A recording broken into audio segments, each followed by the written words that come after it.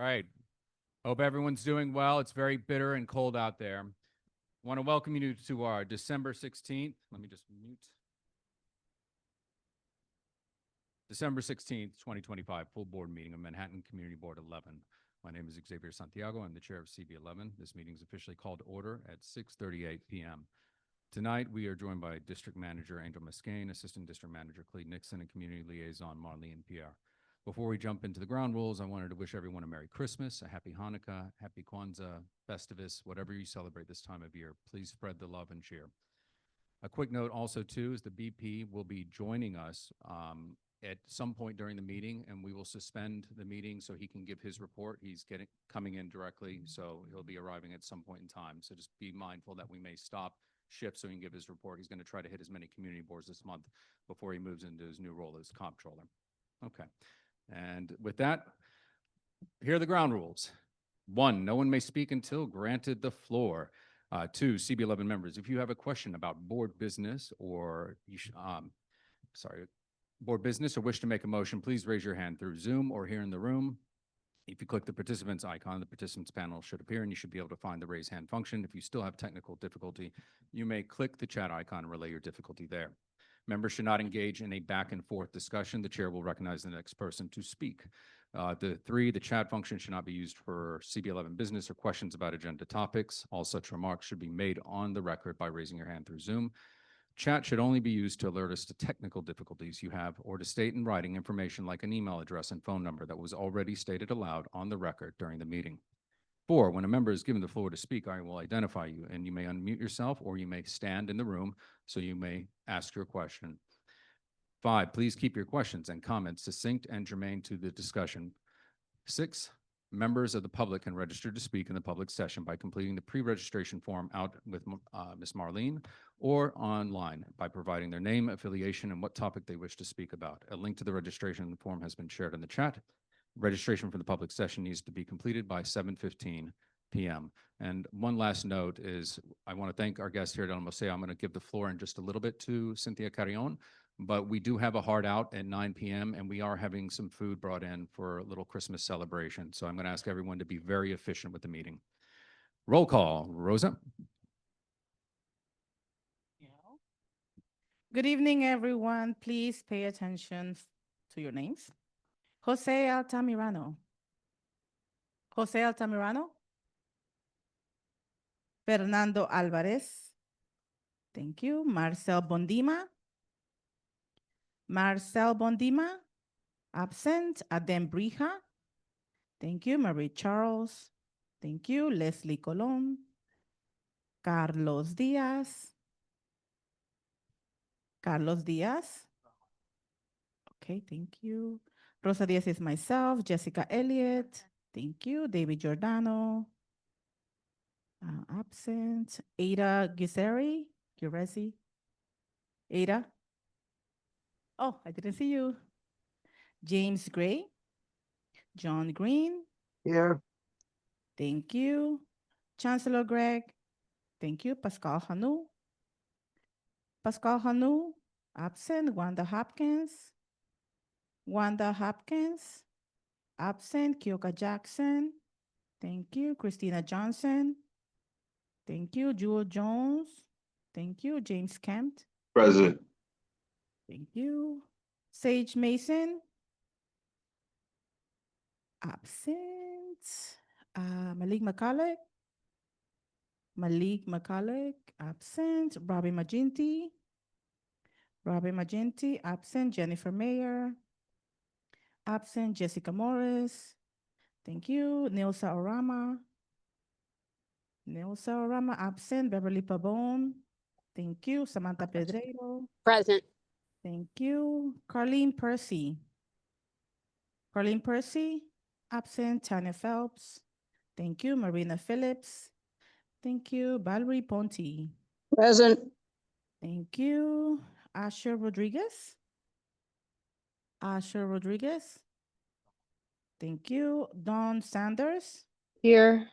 Thank you. Xavier Santiago. Janelle Satija. Janelle Satija.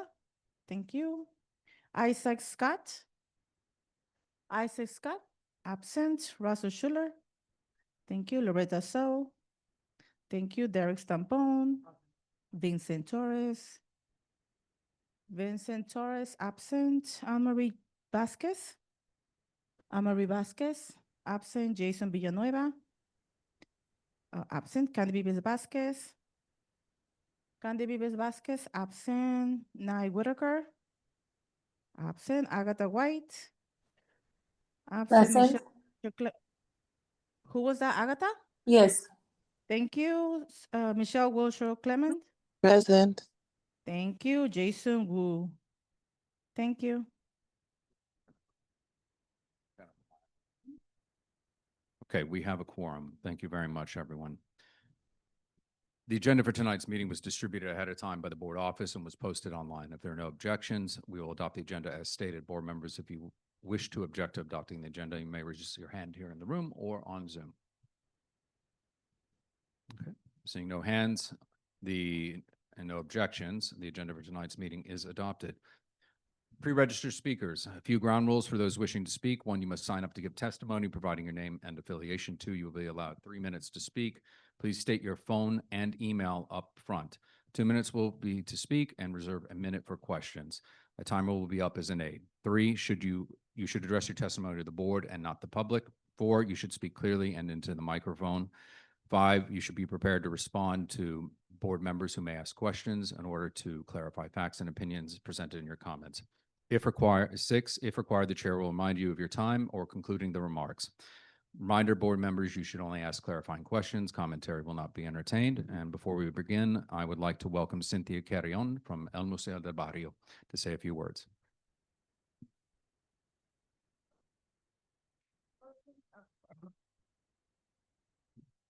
Hi, good evening, everybody. My name is Cynthia Carrion. I'm the Director of Government and Community Affairs here at El Museo. And we just wanted to welcome you all. I have some free passes and also invite you all to come on January 6th to our Three Kings Day Parade. CB11 has been an amazing partner, and so we want to continue that. So I have some flyers here and look forward to continuing to build with each of you. So thank you so much for this evening. Wonderful. Thank you so much. And for those that are wondering, we have a guest here who's going to be translating in American Sign Language. We had a member of the public who was attending. So for those that have any questions. And now we will move on to our next publicly registered speaker, which is Marina Ortiz. Marina Ortiz. Do you see her online? Okay. We'll then go to, Vincent Jenkins, the Jewish Board, Tanya Towers. Vincent Jenkins. Okay. Next is Rebecca Gonzalez, Little Mexico 116th Street Association. Is Rebecca Gonzalez on? Okay, thank you. Please. Sí, buenas noches. Mi nombre es Rebeca González. Vengo de aquí de la 116 representando a el Comité de Pequeños Comerciantes. Pues venir a poner, por así decirle, de los festivales que son demasiados festivales los que hacen. Yo tengo aproximadamente 22 años con un pequeño negocio y la verdad afecta demasiado. Queremos más seguridad en los festivales que van a dar. Los permisos, queremos más seguridad. Hay demasiadas bebidas alcohólicas que al final del día los que organizan se van y dejan demasiada basura y muchísima gente que sigue tomando. Entonces eso nos perjudica a los pequeños negocios porque nos perjudica a los pequeños negocios. Okay. Rebecca Gonzalez. I'm going to be translating. So Rebecca has a store on 116th Street. She's my neighbor. She's been there 22 years. We now have a 116th Street Business Association, and she's here to speak about the festivals that are happening continuously that are affecting the businesses that are there. I think I caught up. Pues para eso, para ver si ponen más seguridad en los festivales. y que traten de controlar más las bebidas alcohólicas porque hay demasiado alcohol en los puestos que ponen cuando es para familias. Sí, entonces los que organizan se van y pues uno se queda con la basura y lidiando con la gente que toma. So she's asking for, at the festival, she's asking for more security, and she's asking to a little more control for the beverages, for the alcoholic beverages, because at the end of the festivals, when the organizers leave, there tends to be garbage left, and there tends to be people that are inebriated, they tend to still be there, and it's an issue. Y también hay, ahora sí que yo he pedido, porque yo estoy al lado, se para una ganga, que este último festival fue un desastre. Tengo videos donde le pegaban a cada persona que se les atravesaba, le pegaban. Entonces ya pues temorizan por ejemplo, yo que estoy trabajando ahí, mis muchachas, ¿verdad? Mis empleadas, pues ya no quieren trabajar ese día. Entonces, pues nosotros los pequeños comerciantes que estamos lidiando todo el tiempo, por ejemplo, ahorita que es temporada baja, nosotros continuamos ahí luchando. Okay, so there is also a gang of like young kids, but it tends to be a little organized because it's the same group. And every time there's a festival, they come through the block and they smack people around. She has a video of this, which we've seen, and they do cause a lot of trouble, unfortunately. So we're asking for more police presence during these bigger festivals, that they shouldn't just be at the ends of both, but they should be walking through and like mingling through it to keep them more calm, because it tends to happen in the middle of the festival, not so much at the edges. Y sí, por último, quisiera pedirle a las personas que dan los permisos, a los organizadores, que les dijeran que nos tomaran en cuenta, que fueran a decirnos, mira, vamos, o sea, unidos trabajar para que se hagan los festivales, que no sean tantos y que nosotros estemos como comunicación con ellos, sí es posible. She would like for anyone that's having a festival there to meet with the association. The communication is important. The association makes up of about 95% of the businesses on 116 between Second and Third. So she'd like for any permit that comes before this board to be a consideration, that there should be a condition where they meet with the association so that they can meet the business needs, because obviously every time they close the street, it affects the businesses tremendously.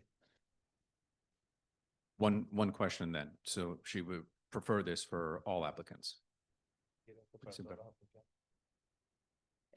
Que son nada más lo que sería el mayo y, o sea, en el año hay varios, pero sí me gustaría. That's yes, is yes. Okay, thank you. Are there any board member questions? Because we have two of those on our agenda tonight. No? Okay. Gracias, tía. Feliz Navidad. Gracias. Okay, going back. Marina Ortiz. Vincent Jenkins. Vincent Jenkins. Okay. Okay. All right, we do not have them present. Angel, if you would kindly let me know if Vincent Jenkins comes back online, please. Okay. Thank you. We'll now move the meeting along to our elected official reports. We will now hear from our local elected officials. If you have not already signed up to speak, as if we'd keep the noise down, the crosstalk, thank you. If you've not already signed up to speak, we ask that the elected officials or their representatives please alert our staff in the chat if they wish to give a report. We ask that any event service literature be sent to our office so we may post and share it as appropriate. Please keep your report to 3 minutes and to be mindful not to repeat what others have already mentioned. And first up on our elected officials, we have Oriana Rivera from Senator Serrano's office. Hello, everybody. Good evening. I'm happy to be here tonight and happy holidays to everybody. I just want to share a few things and also reminding you that we have the coat drive until December 18th, which is this coming Thursday. We're still receiving donations for any coats or anything that you don't longer wear. So we are doing this drive, and then we're gonna give it to New York Care so they will be able to distribute the codes. Our office, it's located at 335 East 100th Street. That's between First and Second Avenue. We're open Monday to Friday. Monday to Friday, 9 to 5. Our phone number is 212-828-5829. Just really quick, letting you guys know the next week, because of the holiday season, we're gonna be closed Wednesday, Thursday, and Friday, and then the following for New Year's is gonna be again Wednesday, Thursday, and Friday. But we're gonna be open this Monday, Tuesday, and then Monday, Tuesday next week as well. And then, if anything, please call us. We're always being there for you guys. And also to reminding you that for January, we're having the constituent hours. That's going to be on the 23rd at Carter Liefman Village Older Adult Program. That's located at 1641 Madison Avenue. And that's going to be from 10 a.m. to 1 p.m. And again, just, happy holidays and be safe. Thank you. Any questions? Okay, thank you very much, Ariana. Next up, we have Luther Eisler from District Attorney of New York. Luther, you have your 3 minutes. Yes, great. Thank you. Luther D. Isler. I am the East Harlem Community Engagement Coordinator for the Manhattan District Attorney's Office. You haven't seen me as often because there's usually another meeting happening at the same time, but I'm glad that I'm able to make it today. Just a quick thing I wanted to share, and I know I reached out to CB11, and we have been pushing our youth ambassador program, which essentially will take 2 to 3 young people from each of the different communities that we serve in Manhattan, and just give them exposure to what we do with the district attorney's office, and some information, and allow them to represent their communities to our office, and then take some of what they learn from our office to the communities. And we've been striving to get a good turnout of applications from East Harlem this year, and several of them let us know that they got the information via Community Board 11, so we appreciate that. And we just closed that. But what we also have, so look forward to young people who will be representing you guys, our community, with the District Attorney's Office.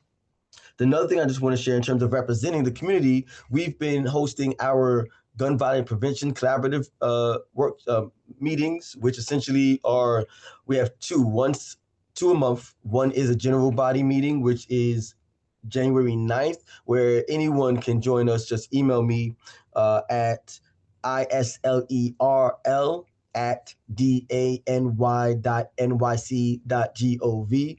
And we get to come together and actually come up with some actual action plans to put our resources together, because everyone's doing their work, which is absolutely amazing. And it is helping us to decrease gun violence down by 60% or so. Now, what we also are noticing that is a rise of stabbing. So what we are doing now is, as a collaborative, putting together our different experiences and information, and the office is putting together some data to help the different organizations, community organizations, and gun violence prevention organizations to help bring down the stabbings and help continue to keep the violence down in our communities. So you can always reach me at 212-864-6889. Thank you.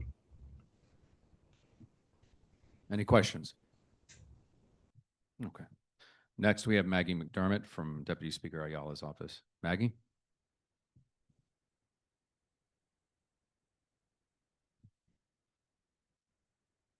Maggie? Good evening, everybody. Do you hear me? Yes, we hear you now. Oh, thank you so much. I'm so sorry. I came home from work and I'm really, really sick with bronchitis, so I don't even want to turn my camera on. Please pardon me. My name is Maggie McDermott. I'm here to represent Deputy Speaker Ayala. I want to wish everybody a happy holidays.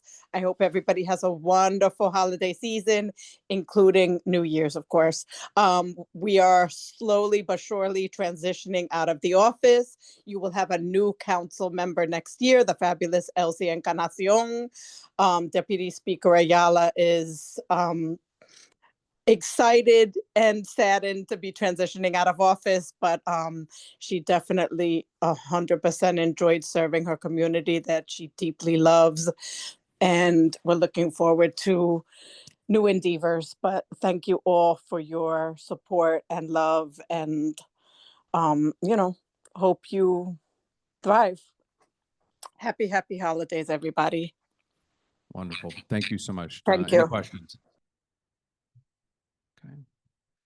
Seeing none, and that is the last, Shani, if Herrera from Councilmember Salam's office, if you don't mind, we have Mark Levine with us, and he's on a tight schedule. If you'd be so kind as to let him jump in real quick so he can get to his next meeting. Please, our Borough President, Mark Levine. Yeah. Thank you so much. Hello, CB11. Happy holidays. Muy buenas noches. I'm thrilled to be here in my final farewell tour as your borough president, but I'm not going far. Don't worry. Thank you, Chair Santiago, for your years of service. And this is your final meeting as chair, correct? Can we give our chair a big round of applause? Where is Adem, our incoming chair? Hiding in the back. I am so looking forward to your leadership and partnering with you. A big round of applause for your incoming chair. We got some great leadership here. I am so proud of what I've been able to do with all of you here in CB11 over the last 4 years. First and foremost, what we did on housing. Throughout the borough, we approved over 40 ULURPs that will create 17,000 units of housing that we desperately need in this borough. And CB11 was a leader in this. You approved so much critically needed housing, and often it was not easy politically. I know that. I'm thinking of Timbele Terrace for sure. But you did it. You came through for the people of this community. And together, we have made a dent in our severe housing shortage. Give yourself a big round of applause for that. It's great news. But I'm also proud to have worked with you on so many other issues. You know that I'm very upset about the epidemic of scaffolding that is surrounding so many buildings. And, we're entering a new era now because of the legislation that we were able to pass together with support of CB11. The era of the green monster, the plywood that we've been seeing on our streets for decades, that's going away. It's going to be replaced by much more open and I think beautiful and lighter and airier scaffolding. And actually, we should see less of it as well because of laws that are being changed. Local Law 11 is going to be reformed. We did that together. I'm very, very proud of that. I'm extremely passionate about opening more public bathrooms. We passed a law that's going to open one more in every zip code. Very excited about that. These are ways of impacting quality of life here. I'm transitioning now to a new role come January 1st. I'm going to be your new New York City comptroller. I can't wait. And I'll be back in that capacity. But I want to say a moment. I want to take a moment just to talk about where we are economically as I'm preparing to be your chief financial officer. In so many ways, the city is booming. Everyone's not benefiting. I'm going to talk about that. But I really feel like we have two economies right now. The stock market is booming. We're expecting very big Wall Street bonuses this year. And the tax revenue is strong for the city, in part because of that. But I want to tell you right now, for working people, it's very tough. It's very, very hard for young people to find a job. If you have children or friends or family in your life who are in their 20s, hiring is ground to a halt in New York City. We've gotten the official numbers. And if you take out home care workers, we have actually had jobs shrink. Private sector jobs have shrunk in New York City by 40,000 in 2025. You're feeling that if you have a young person in your life who's trying to find a job, especially white-collar jobs. We're not talking enough about this. It's the other half of the affordability crisis, right? It's in part what it costs to get housing. It's also what you can earn in your job. And it's real out there. And then, of course, there's the cost of housing.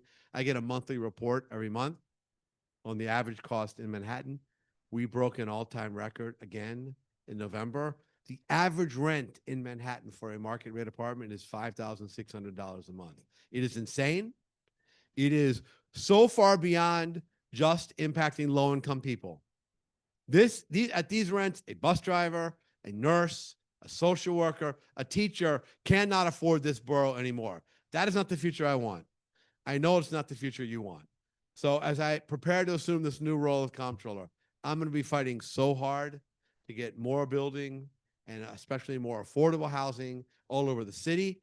I'm going to fight more to create good jobs for our young people so they can afford to stay here and so that people who do have jobs earn a living wage. These are going to be my priorities. I'm all in on these fights. I know you are too here in CB11. You're going to be seeing me here again, although I'm going to have 59 community boards. So bear with me. Turns out to be a very big city. Have you been to Far Rockaways? It takes like an hour and a half to get there. But I'll never forget my friends here uptown and East Harlem and CB11. Thank you for a wonderful 4 years. I'm excited for the years ahead. Thank you so much, CB11. Muchísimas gracias. Felicidades. Feliz Navidad. Chag Sameach to all those who are celebrating the Jewish holiday. Happy Kwanzaa and happy 2026. Thank you, everybody. Thank you.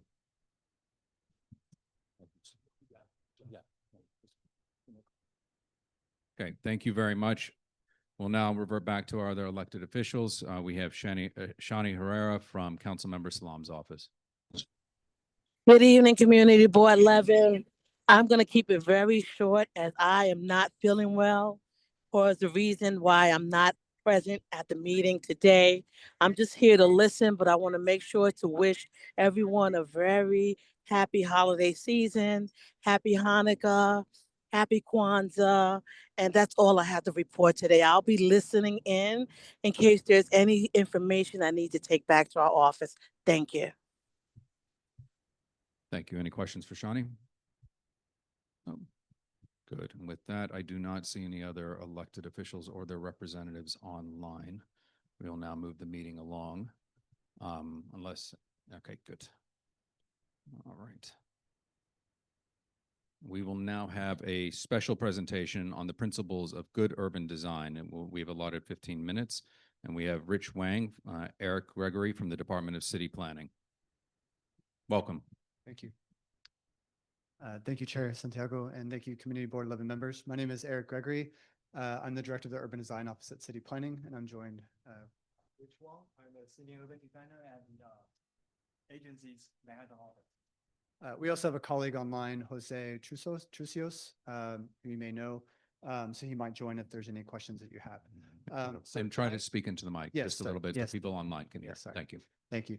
I think once the presentation's up. So as Rich mentioned, we work at the Department of City Planning and the urban design areas with the agency. And tonight we are here to share a little bit about the work we do and the importance that we think urban design matters in every part of the city.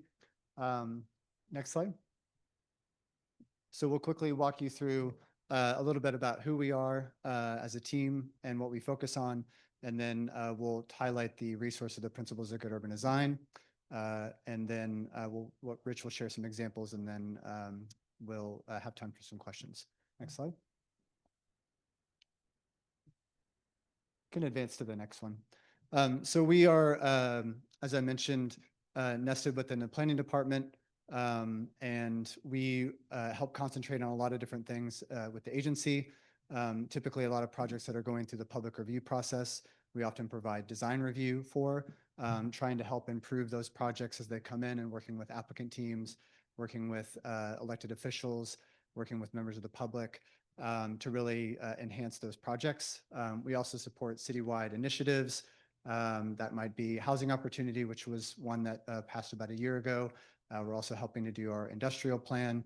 So really just trying to put that design lens, thinking about our public realm and how people experience the city. We also help with neighborhood plans, helping to think through how to bring about change in neighborhoods and think about how to do so in a way that is meeting the needs of those in those communities while pairing that with citywide values and needs. And of course, we create a lot of tools and research. We're going to talk about one tonight, our principles of good urban design. And with all of this, it's really important that we're doing that as much as possible with New Yorkers and getting out and engaging and talking through these things. Next slide. So to us, it's fairly straightforward that when we think about urban design, we're really thinking about experience and people and how they're navigating and interacting with their city. Next slide. And that can be for a variety of different experiences and methods. That might just be how you all are getting to and from work or school, how you're navigating, the streets and sidewalks, getting to transportation, thinking about the building itself and how it's interacting with the street. So all these things go into play with what we try to influence. Next slide. And we know that every New Yorker deserves access to a really great public realm for a variety of reasons: well-being, health, connectivity, safety, livelihood, comfort. And these are all the things that we really try to hone in on at the Department of City Planning through the work that we do. Next slide. So over the years, I've been with the department now since 2011, and we always wanted to find ways of putting forth values that we thought were important to share so that we could all kind of think about our city together with shared design values. So in 2024, we updated our principles of good urban design throughout a robust engagement process that really started during the pandemic, when we were really questioning and kind of introspecting back on our work and how we approach planning fields that we do. Next slide. So we had a lot of outreach at the time. Many of that was really virtually. We stood up a website that we could try to get feedback from folks around the prior principles and how to improve the ones, what mattered to folks when talking about design. We met with several community boards, all the 5 boroughs, borough boards, to really get a lot of comments and feedback around what things matter when we're talking about our neighborhoods through design. Next slide. We feel this resource is really for everyone. We think it's important for how do we help those maybe trying to push forward concerns about their neighborhood. Many of you hear that a lot here at Community Board 11. And so are there tools or resources that we can help bring forward to help when we're talking about design, or is there a ULERP project that's coming before you that we can help maybe shape a little bit better? So we really think it's important. It's important for other government agencies, elected officials, other city agencies to really tap into this resource. And we think it's important for other practitioners that are maybe professional design architects, landscape architects, to really be thinking about these values with their projects. And developers, of course, they're really important here to really push forth good design solutions. Next slide. So Rich will kind of walk you through each of these principles, but they're really meant to capture a wide variety of topics, really focusing on the everyday, really thinking about how we do that, working with everyone, how we're kind of struggling with change and balancing old with new, and really thinking about how we're touching the larger challenges that we face as a city. Next slide, please. Each principle, we actually follow this very simple structure. So you can see there as a bullet point, we have every principle have 4 main objectives. So then it will be followed by a detailed how-to actions. So we will show you a sample page later in the presentation, but also we want you to use it as a toolkit to guide you through to give you the vocabulary to evaluate projects and also to frame questions to applicant teams. So for this one, principle number 1, enhance people's daily lives. This is actually really the foundation of urban design, right? Because how the city serves everyone, whether they are navigating the city on foot or on wheels, or just taking a moment to rest. So we want to make sure the takeaway here for the principle number 1 is when you review projects, we should always ask this question, does this design really make the daily life easy, safer, and more present for the people who live in here? Next slide. So principle number 2, care for the neighborhood's history, culture, and identity. So for this one, we really want to just about ensuring the new developments, which you see all the time, will respect the soul of this place, right? So in order to do that, we want to make sure for us, like a DCP urban designer, or for you guys as a community members and the daily users for those space and those projects, this means asking developers or the whoever came to you with new projects, how does your project fit into the story of our neighborhood, right? So does it support the culture that's already here? And next slide. Principle number 3, embrace the city's dynamism, right? So here, since the New York City is the city which like keep changing, never stand still, so our built environment shouldn't either. So this principle really challenges design team, all the design professionals who present their project to you, to create a more flexible, adaptive spaces that can be evolved alongside the communities they serve. So in order to do that, we need to encourage all the design professionals there to present a design which is not rigid. We want spaces they can evolve as our community needs change over time. Next slide, please. So for principle number 4, which is confront society's greatest challenge. For this one, especially, we want to really just like acknowledge that the urban design has the role to play in like an even bigger issue than the community or project or just a single architecture project. Because there's such issue like climate change, health, and equity can all be kind of addressed by good urban design. So the takeaway here is like the principle reminds us to set the bar higher. So every project, no matter how small, is an opportunity to make our neighborhood greener, healthier, more resilient, and more sustainable and more fair. So we would just want to make sure we ask ourselves all those questions when we review projects. So next slide, please. So we talk about all the principles we put together, and we hopefully those like can provide some vocabulary for you guys when you talk about projects with design professional or talk between yourselves. But at the same time, we also want to present you the real world example, like when you apply those principles to projects, what the outcome can be. So this is a project in actually Community District 4, is Manhattan West. And what we really want to highlight here, I will encourage you guys to maybe download this PDF if you really want to know more about the details. But I will just highlight one thing here. It's like this project, especially trying to create seamless flow between indoor and outdoor spaces. So it's not just about like a building, like standing alone. It's about like drawing people into the larger network of open spaces. So it's worth noting, especially for this project, we cannot just look at it by itself.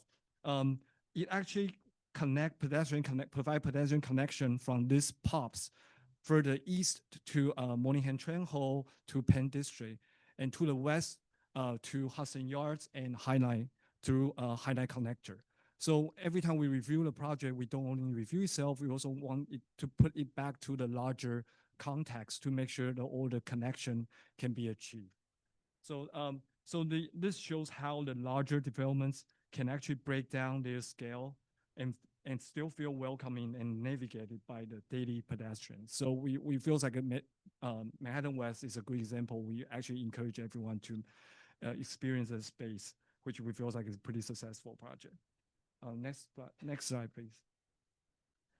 And this one is actually a project many of you will feel very familiar with. It's a Ray Harlan project, which is also the home to the National Black Theater, and here in Community District 11. So we want to highlight about this project. It's like it's about the principle number 2, right? Care for the neighborhood's history. Because rather than just like proposing a glass box, like a skyscraper type of building here, the design team actually select this like a very distinct pink, red brick materials, which is not only, it's perform actually double duty, right? So it's not only really like respects the physical context and the masonry tradition of Harlem brownstones. At the same time, also like referencing the spiritual home of the founder of the National Black Theater. So it actually reference to a certain area in Nigeria. That's a color from that area. That's a kind of materials. So we actually feels like this building facade becomes a living tribute to both the institution's legacy and also to the neighborhood it calls home. So so the takeaway for this project will be we want the project not only blending into the context, right? We also want the project to do more. We want the project to, it can empowers the building to express its own unique identity and history. And at the same time, also blending into the context. Next slide, please. So then we have this also pretty special project, and it's in community board of community district 2. It's a DSNY associate and a sanitation truck garage. And this is one of our kind of favorite project because it actually it's a good example of showing like how civic building can actually look nice.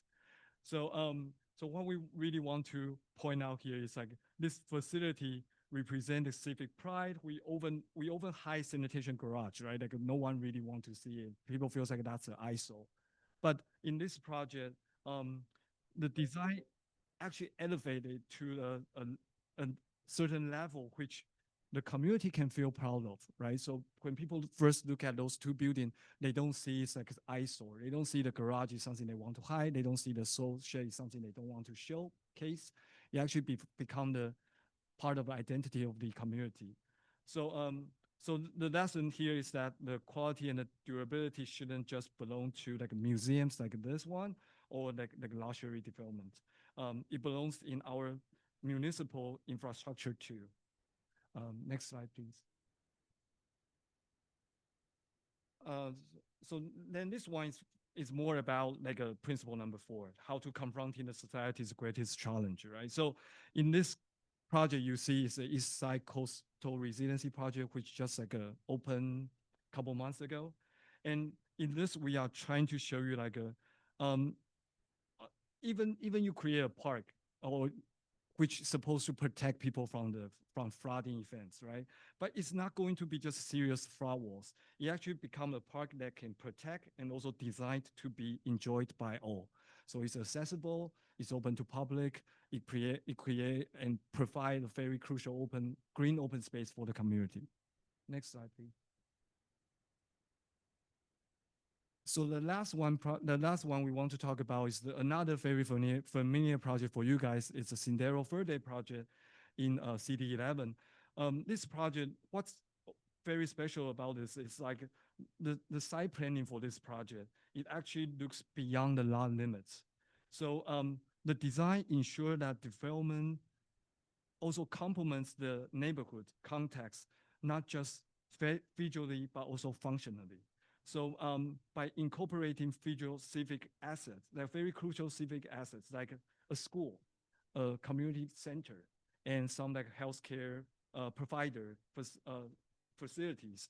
This, and the most important thing for maybe a lot of people here is like the public open space it provides, right? So it actually invites the community in rather than turning its back on them. But at the same time, it also deliver more than 700 affordable housing units, which means like this project not only do that one task well, it also trying to really complement the context of the community and also serve the community at large. So this shows that the affordable housing can actually and should set the bar for like a design excellence. And now I will turn back to Eric to walk through the principle itself. Yeah. Okay, I'll be very quick. Thank you. Thanks, Rich. So the last part is really just to quickly highlight a few sections of the guidebook. And as Rich mentioned, we can leave this presentation with you and make sure you have access to this online. But the first part really just kind of gives a little bit of background on how we see urban design in New York City, the role that it plays. The second, you can kind of scroll through these. Thank you. So that's really upfront, kind of helping to define what we mean by urban design and why it's important. Next slide. You can keep going. Yeah.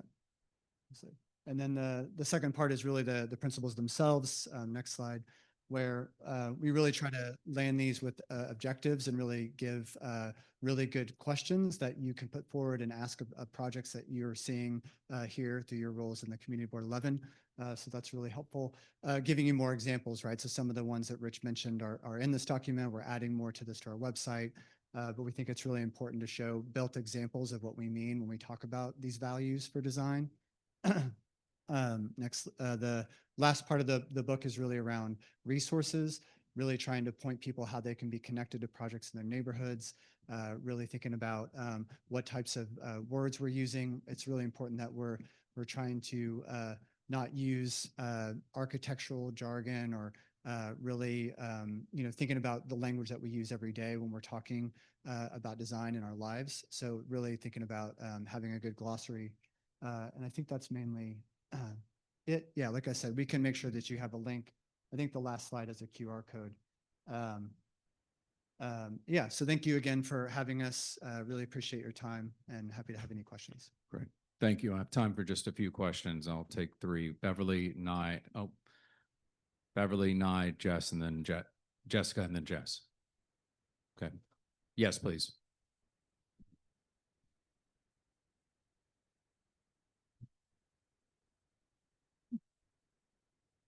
Hi, Beverly from Community Board 11. Thank you very much for your presentation. My question is, when you think about urban design and you want to make it for everyone that's within the community and stuff like that, do you take any consideration to people who are handicapped, whether it's people that's in wheelchairs or crutches or even blind to some extent, partially blind? Because I seen one of the slides where it had open space for a park, but I didn't see any ramps, anything like if the people was in a wheelchair, they can go up higher and then, visualize the cityscape from that point. And I would like to know whether or not that was in the design also. Thank you. Thank you. Thank you for your question.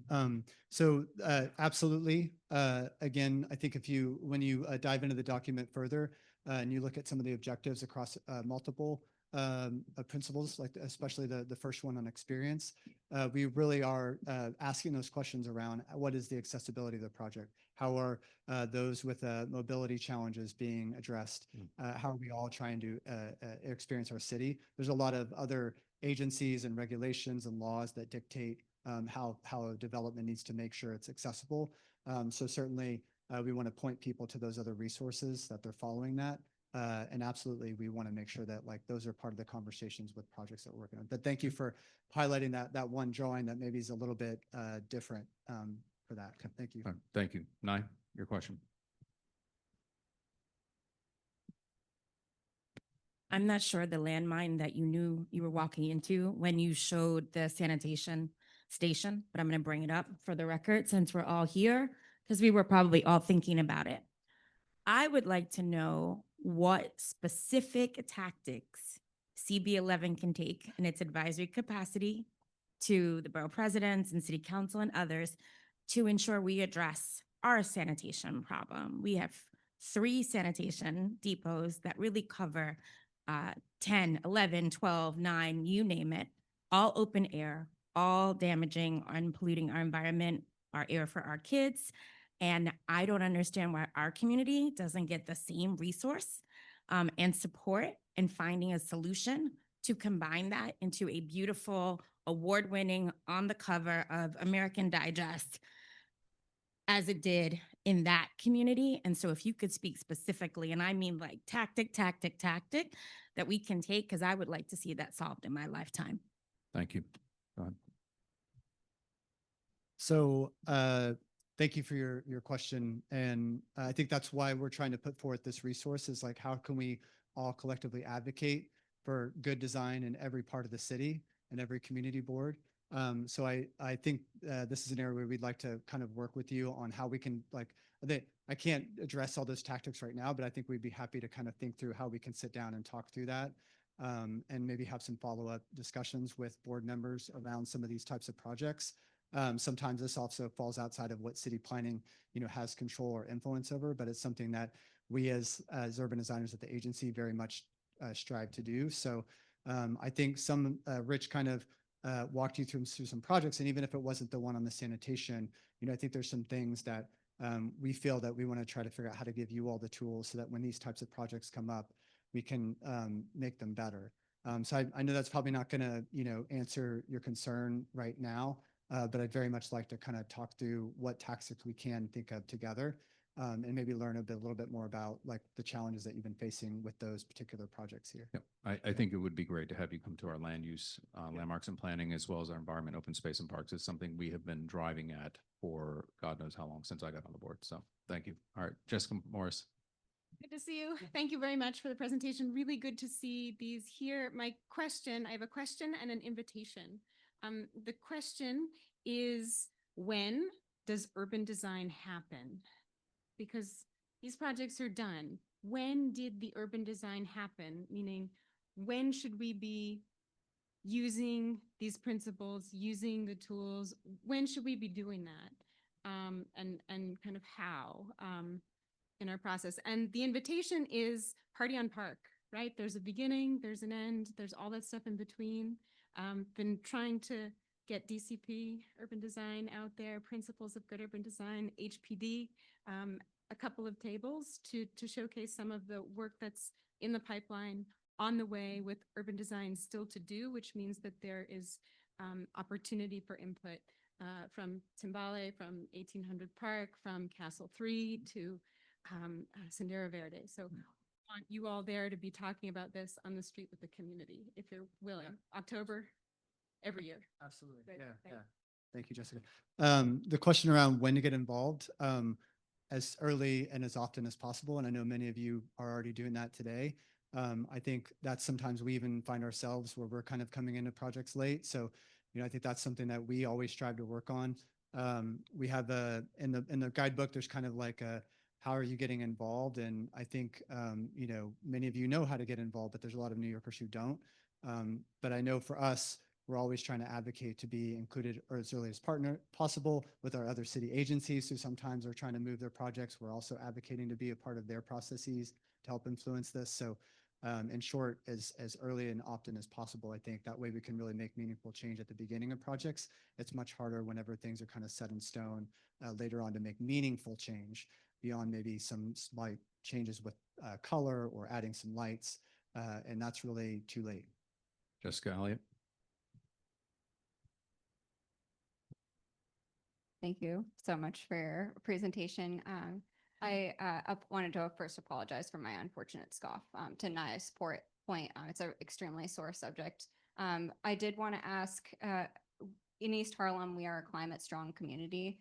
You mentioned, point 4, or principle 4 in the coastal resilience project. Yeah. We have similar challenges along the waterfront, but I would say that our larger concern is the inland flooding. We've had a lot of challenge working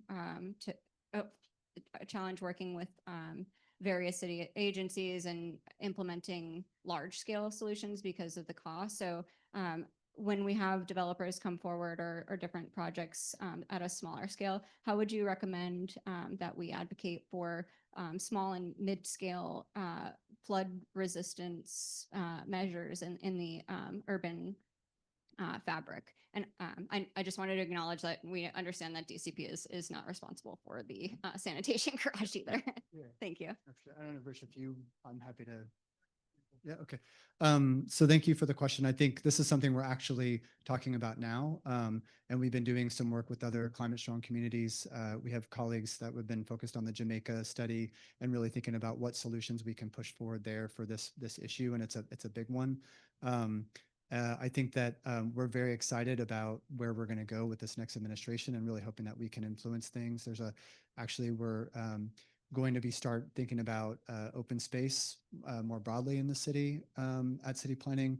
And we have some things that are going to come up. I can't say too much about them tonight, but they're going to very much touch on a lot of things you mentioned, especially around waterfront.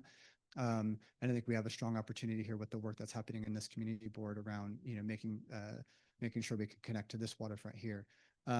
It is challenging when we're talking about one project. I know DEP has a lot of stormwater rules around certain sizes of sites where they have to kind of deal with their own waste management on site. So I think hopefully that will help. And I think we've tried to expand things through the first part of City of Yes, which is around carbon neutrality and really thinking about new ways that we can do street tree plantings and kind of what things in zoning are really maybe impeding some of these tools to happen. So those are small, but I think that they're meaningful. So I'm happy to like talk more about that. Yeah. That's very helpful. And I'll give the last one to Nilsa Rama, and then we'll move the meeting along. Thanks. Short. Thank you. Thank you for your presentation. I too wanted to echo what Nye said and what Jessica said. When that picture came up, it is a sore spot for us. We've been fighting for that for years, and somehow it never seems to materialize. Just two questions.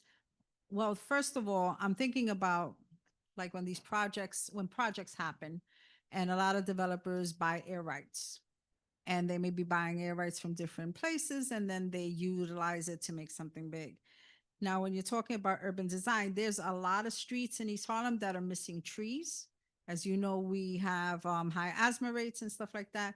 Has there ever been a thought on for the developers that are coming to adopt, not the block that they're working on, because that they should do, but to work on other areas of the community where tree plantings are needed or anything like that to give back? So it shouldn't just be what they're working on there, but if they really want to enrich the community, they should adopt a tree, let's say. And then second, I wear glasses and you all wear glasses. That QR code is great. Do you have hard copies of this book that people like me that can't see like the phone sometimes could actually have hard copies? Because I think a lot of people in the community boards would love to have it and can pass it along. Thank you so much. Just speaking as a senior. Thank you. Thank you for that. I want us to have more printed copies. It's hard for us to come by them, but definitely we can. I just want to at least make sure you at least have the resource online. The other point around how are developers thinking beyond their property line, and that's a really great suggestion. And I think it's something that, as I mentioned, I think as we drift into this next administration, we want to think more, right? Like the borough president was here, and certainly I think we're all happy about the amount of affordable housing that's come into the city. That's great. We need more of it. It's already late for that. I think what we're trying to strive for as we push for housing, how do we make sure that it's also quality, right? And we're not just talking about the new places that are going to be homes for people, but also what happens outside that building. And we're thinking about the streets and sidewalks and how all that comes together is extremely important. And so I think our hope is that as we get in this next mission, we still do that, right? We still try to address this critical need, but we do so with quality in mind and thinking about these four principles. And I think the idea of maybe thinking more broadly across the district around where we need these things is going to have to happen. Yeah.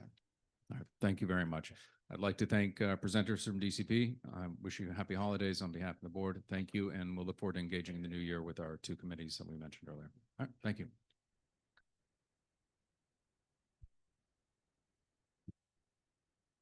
Okay, with that, we'll move the agenda along. For those that arrived a bit late, just a reminder that we have a heart out at 9 p.m. this evening from El Museo del Barrio, and we are also, like last year, having a treat with some food being brought in. So we want to allow enough time for that as well. So I appreciate that if everyone could please be as brief as possible, efficient. Yeah, so. All right, adoption of the board minutes. The minutes from the last full board meeting were distributed to board members ahead of time by the board office. If there are no objections, we'll adopt the minutes from that meeting. Board members, if you wish to object, you may raise your hand via Zoom or here in the room. Okay, seeing no objections, the minutes from the last full board meeting are adopted. They will soon be available on the CB11 website. Next up is the chair's report. First, like I said earlier, I want to wish everyone a happy Hanukkah, Merry Christmas, Happy Kwanzaa, Saturnalia, whatever you celebrate this time of year. As we enter the holiday season, it is a meaningful time for all of us as a community that we lead with empathy and kindness. We're imperfect creatures, but we create a more perfect world together. And each of us plays a role of spreading light throughout our neighborhood and city. It is with sincere appreciation that I conclude my service as chair of CB11. This journey began under the leadership of our former chair, Nilsa Rama. Wave your hand, Nilsa, so everyone can see you. When I served as her vice chair. Your vice chair at that time. Together, we worked to shift community perceptions by staying focused on initiatives that benefited East Harlem, achieving more than we initially anticipated. During the summer of 2019, we attended every community event, reinforcing our commitment to engage visibility, and that had never happened before. but between the two of us, we did it. And that is the legacy we want you all to fulfill going forward next year. Start doing that. When the pandemic emerged, we quickly adapted to meet the urgent needs of our community. Our efforts ranged from delivering food to homebound seniors to distributing masks and sanitation kits, marking a new chapter in how we served our neighbors. Despite the challenges of transitioning to a virtual environment, we continued to support residents and local businesses by sharing guidance on rental assistance and the Paycheck Protection Program. We helped the community navigate a difficult period while working toward stability. One of my most meaningful memories remains collaborating with fellow board members and community partners to create Uptown Manhattan's first open street at 101st Street between Lexington and Park Avenue. I still remember dragging trees to block off the street for the open street with many of the members who are still here today. So thank you for that. That was a moment that meant so much to our families in this community. As we moved into the hybrid model we use today, we remain productive and goal-oriented. We strengthened relationships with tenant associations, including NYCHA and affordable housing co-ops, as well as with local community organizations. These partnerships have led to tangible improvements, such as completed repairs at NYCHA developments and the installation of a speed hump and traffic signal at 120th Street and Pleasant Avenue, among other accomplishments. But there's still so much more for us to do. As shared at the November meeting, our collective efforts demonstrate there's much we can achieve when we work together. As we look ahead, I encourage everyone to support and engage with the incoming leadership. Thank you for the opportunity to serve you and for the continued commitment to the community we represent. So as a note, we have a lot of this is for information purposes only. Borough Board, thank you very much to Dem Breha. I had a family emergency during it, and he happened to be on virtually and shared some of the notes taken, so I want to thank him for that. Attended the holiday tree lighting, which was wonderful. Who else was there? Chancellor was there, Nilsa was there, Asher, Jessica Morris, who hid from me somewhere in there. So thank you very much. Also attended let's see right here, the East Harlem Community Partnership, along with Rosa Diaz. It was held virtually, so more people were able to participate. Today, the other thing to highlight is the Harlem Night Market is happening one last time this Saturday, 3 to 7. Please show up. A lot of local vendors, really great food. This morning, I participated this afternoon with the Chief Judge's Working Group on the Harlem Community Justice Center, which is the old courthouse and jail here in the neighborhood. We had a rather significant update. Porfirio was there as well. We discussed everything from preservation, getting access to that ground floor and getting that released from Department of Sanitation. That's going to be ongoing as we transition. The rest of it is for information purposes only, but it has been a pleasure and honor. So thank you very much.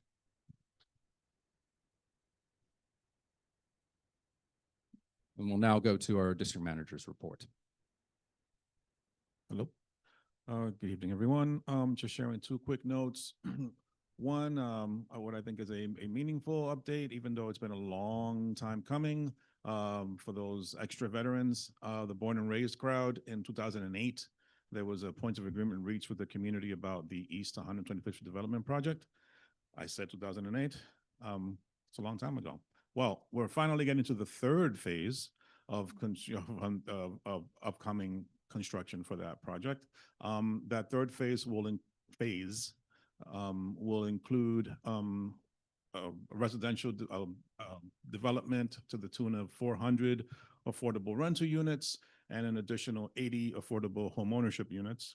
In addition, this phase will include approximately 20,000 square feet of local retail space and approximately 15,000 square feet of East Harlem-based cultural facility space. And then my second and last note is just to remind folks that the Community Board office will be closed for Christmas, obviously, for New Year's, obviously, and also on Martin Luther King Jr. holiday, obviously. That's 3 off days off for me before I have to reconvene with you all and do another one of these reports that I love doing. Thank you, and happy holidays if you do that. Thank you. Do we have a Vice Chair report? Yes. Hello, everyone. As I step down after the last 4 years as Vice Chair, I just want to say thank you for allowing me to help lead and carry forward the work of Manhattan Community Board 11. While I continue to carry deep concerns regarding the delegation of work and oversight of the bylaws and elections processes as directed by a single member of this board, I do want to say congratulations to the incoming leadership team. I will continue to be here as a resource to you in my remaining 18 months of service in my final term. As I've said before, we still have a lot of work to do to live up to the responsibility and level of service that this community needs and deserves as leaders of this board. And I trust that the incoming team will approach their leadership with increased transparency, shared respect and collaboration, and the necessary urgency for our most pressing issues, including the work that still needs to be done to adjust our bylaws and elections processes.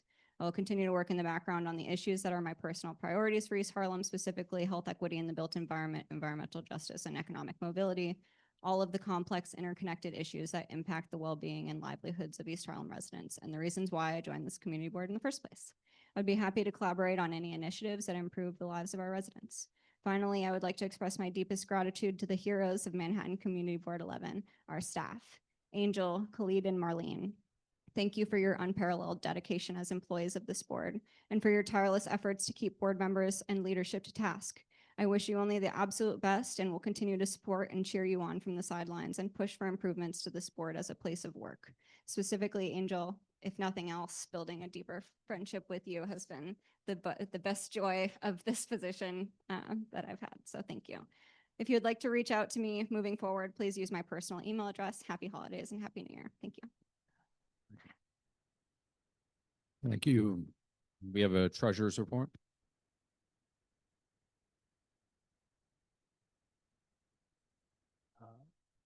Khalid, do you have the treasurer's report?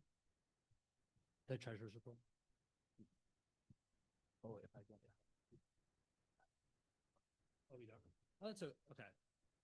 So good evening, everyone. For the treasurer's report this month, I prepared what was the expenses since the last time I presented in November.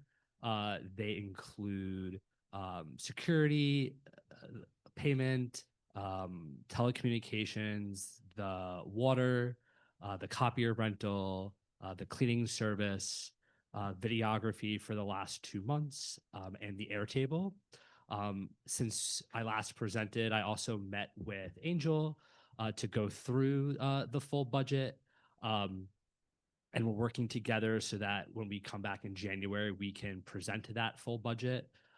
The previous treasurer had been in communication with Angel to have done that at the beginning of the fiscal year, but that didn't happen.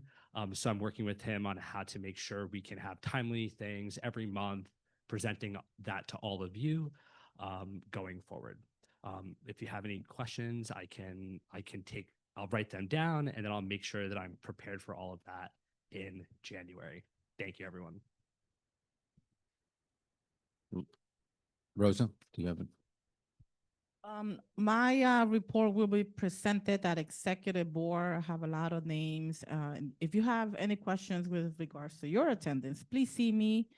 I'm available via text, email, phone call. You know where to find me. Thank you. Thank you very much. We'll now move on. Yes, Nye, what's your question?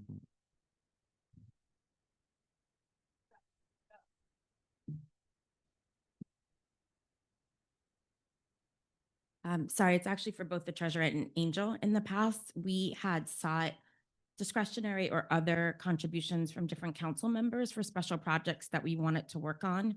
And I was just wondering if there's anything on the docket for the new year that we would be looking to any funds for it, considering there's a lot of changes coming on and there's so much needed in our community.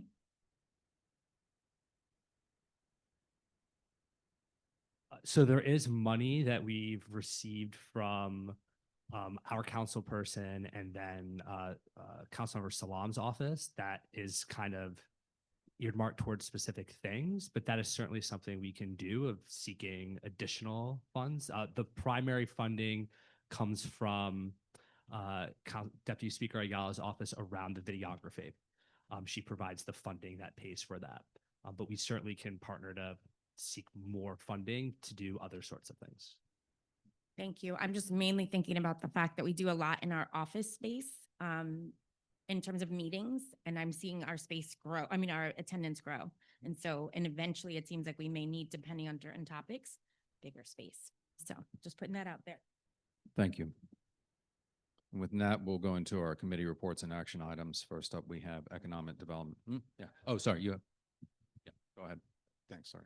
To that point, that's something that the expenses around having larger meeting space when we have larger meetings is something that we have asked for, not so much with from discretionary funding, but as a basis for a baseline increase to the budgets that are allocated to community boards. We've been, we at 11 and also the other 58 boards have been asking the Office of Management and Budget for the longest, for ages, to increase our baseline budget. And those calls have gone, unresponded to forever. They just don't do it. There's a lot of lip service to community board stuff, but there's no allocation. Like the money doesn't increase. In fact, our community board budgets have been flat for ages. It only reflects, if you see any increases, they reflect increases for the funds for the DC 37 increases and the mayor's management report, the mayor's management increases for like district managers. But the baseline budget for like rent and all that stuff has not gone up. And that's an issue across the city, which we've been asking for, and it's falling on deaf ears. So to whatever extent you and your, all of you and your, real lives and into, acting with these elected officials and folks, if you could, bang that drum. We've been trying from the staff side for a long time, and we've been unsuccessful so far. And as a matter of fact, today, the council had a hearing to give itself a raise because it hasn't gotten a raise in a long time. Fair enough. But community boards haven't gotten an increase in even longer. And a number of my colleagues from across the city attended to make that point. I don't know if they were given the time to address the hearing, but they were there to make that case. Many of us have met with the government operations or whatever they call it, committee for the city council over the years and testified and made this point time and again and again and again. And they always smile and like, yeah, we love community boards. And I used to be on my community board before I became a council member.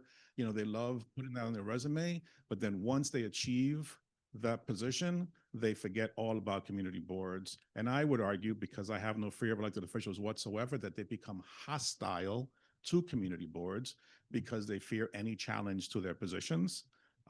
If they have a dumb idea on how to proceed with a policy and a community board has an opposite opinion, they don't want that out there in the world.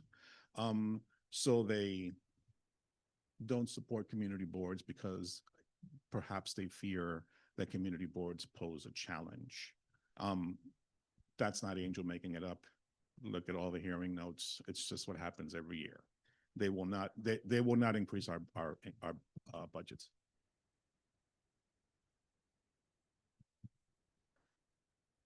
It's varied. I don't know what they were saying today. Yeah. I don't know what they were saying today. But we've asked for a significant increase to cover the cost, not just the baseline, but to cover the cost of getting spaces for meetings. We've been very fortunate with our community partners, such as El Museo del Barrio, that's provided space for meetings such as this for free, right? Many of your fellow boards have not had that privilege and have had to come out of their budgets to pay for meeting space because there's cost. There's the AV team, there's the security, there's the maintenance, et cetera. Right? How our partners figure it out, I don't know, but I'm very, very thankful on your behalf to them. But many other boards, other communities have not had that have not been so fortunate. And where we currently, because I'm very picky about where I put you guys for your full boards, so you're comfortable, I hope. We have, I don't know, 8, 10 spots we can go to. Other boards, they're down to 1. And if they can't get that spot, they're out of luck. So I'll shut up. Okay, Yep. Thank you. Just give a round of applause for El Museo. Thank you. Sorry, I just taking a look at the clock. I'm going to try to keep us moving along. So first up, Eco, Deb, and Culture. You'll have the timer up to help.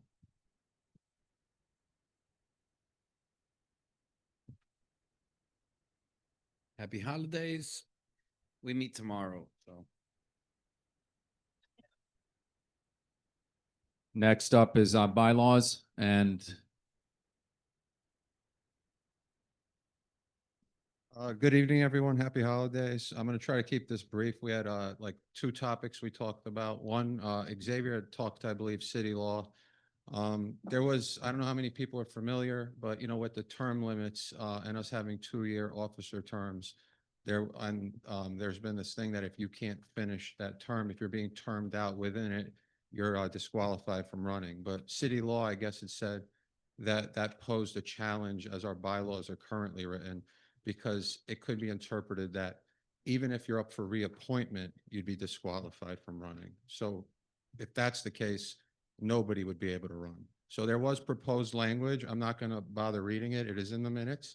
That would essentially address that solution, depending on what you feel means address it, but it would continue to make it where if you were being termed out before you could finish the 2 years, you wouldn't be able to run. But if it was reappointment, you would. So it would distinguish that. On top of that, there's been some question about what the word shall means in our bylaws, whether it's a requirement or I guess let's call it more of a suggestion. I think there has been clarity. I'm not 100% sure, but that shall does mean something's a requirement. There's been conversation about adding a definition of shall to the bylaws or replacing that term with must. We put the new language in front of the committee. We talked about it for, I think, longer than we needed to, and no position was taken. So that's where that is right now. On the, I'm going to continue to see how we can address it, because I do think there are things that need to be cleaned up in there. Every suggestion that I can think of that's been made has been put on the table before that committee. Whether they've decided to take positions or not, I can put it on the table and vote for myself, which is what I've done. The other thing is the continuing discussion on the board oversight committee. You all remember we had passed a motion. It wasn't an amendment or anything, but that we would continue the discussion of the evolution of the board oversight committee. We've spent a lot of time on that. Sage has done a lot of work, a lot of committee members, a lot of long conversations. I think the general agreement amongst the committee is that it's a good thing. I think in theory it would absorb office oversight, which hasn't been meeting much. And then instead of just managing the office, it would be also, potentially somewhere where board members could bring grievances or, and maybe instead of executive doing attendance hearings, it would go there. It was more of the nuances of the committee that are up for debate. How do appointments to the committee get decided? Who chairs it? Things like this. It started to, I think some people felt like it started to drag out, and it's because of those nuances that it was getting caught up. So there was kind of I feel like people on both sides that were like, let's continue working on this through the bylaws, and then in the meantime, that means there would not be this committee. Or we talked about it and was like, this committee could be formed without bylaws. It could be a special committee formed by the chair, which I can understand there would be concerns about, because if a group sat there and talked about how this committee would be made, and now somebody goes, oh, the chair is going to make it, then, people will question, well, is that going to be reflective of what we've talked about? I can't be presumptuous, but, I am going to be in that position. And, whatever we decide to do, I agree that that committee should exist. And just speaking from my opinion, and I know everyone doesn't agree with this, if we want that committee to start doing the things we want it to do, then I don't think we should be caught up in the nuances of the bylaws. I did say if I were to form it as a special committee, I would do it in collaboration with everyone that's been on the bylaws committee and anyone else on the board who'd want to participate. And there's nothing that would stop it, because it's essentially, if it goes through the bylaws, it becomes a standing committee like land use. Just because it's originally formed as a special committee, that wouldn't prevent it from eventually being a standing committee if everybody thought that that was necessary. Okay. So that's where it stands for now. Okay. Thank you. Before I let you go, because we have housing a little later. We haven't met, so there you go. Yeah. Okay. When do you meet? We're Next- meeting Monday. Yeah. Okay. Thank you very much. Thank you. All right, next up, we have district needs and budget. Sage? I thought that was to me. No. District needs and budget met last month. It was great. We are not meeting in December. And in January, we'll meet. Hopefully, the mayor's preliminary budget will come out before we meet, but we'll navigate that, talk about it. Still have that budget tool we're working on. That should be done soon, but stay tuned. Okay, thank you. All right, licenses and permits. I don't think Anne Marie is here. Did not attend the meeting either. All right, Anne Marie is not here. I've texted her to find out where she is. Dem needs to go pick up some of the food that's going to be for after the meeting. And I will go ahead and deal with this licenses and permits. All right, first up, we have New Andy's Restaurant Corp. doing business as Andy's Restaurant. It was a new application, full liquor license at 2262 3rd Avenue and 123rd Street. It was withdrawn, so the committee recommended it be denied.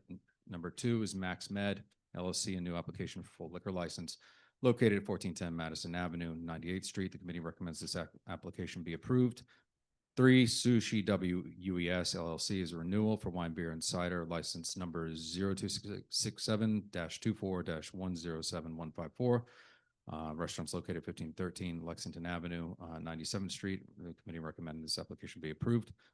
Hot Jalapeno Restaurant Corp. renewal for wine, beer, and cider license number 1266952.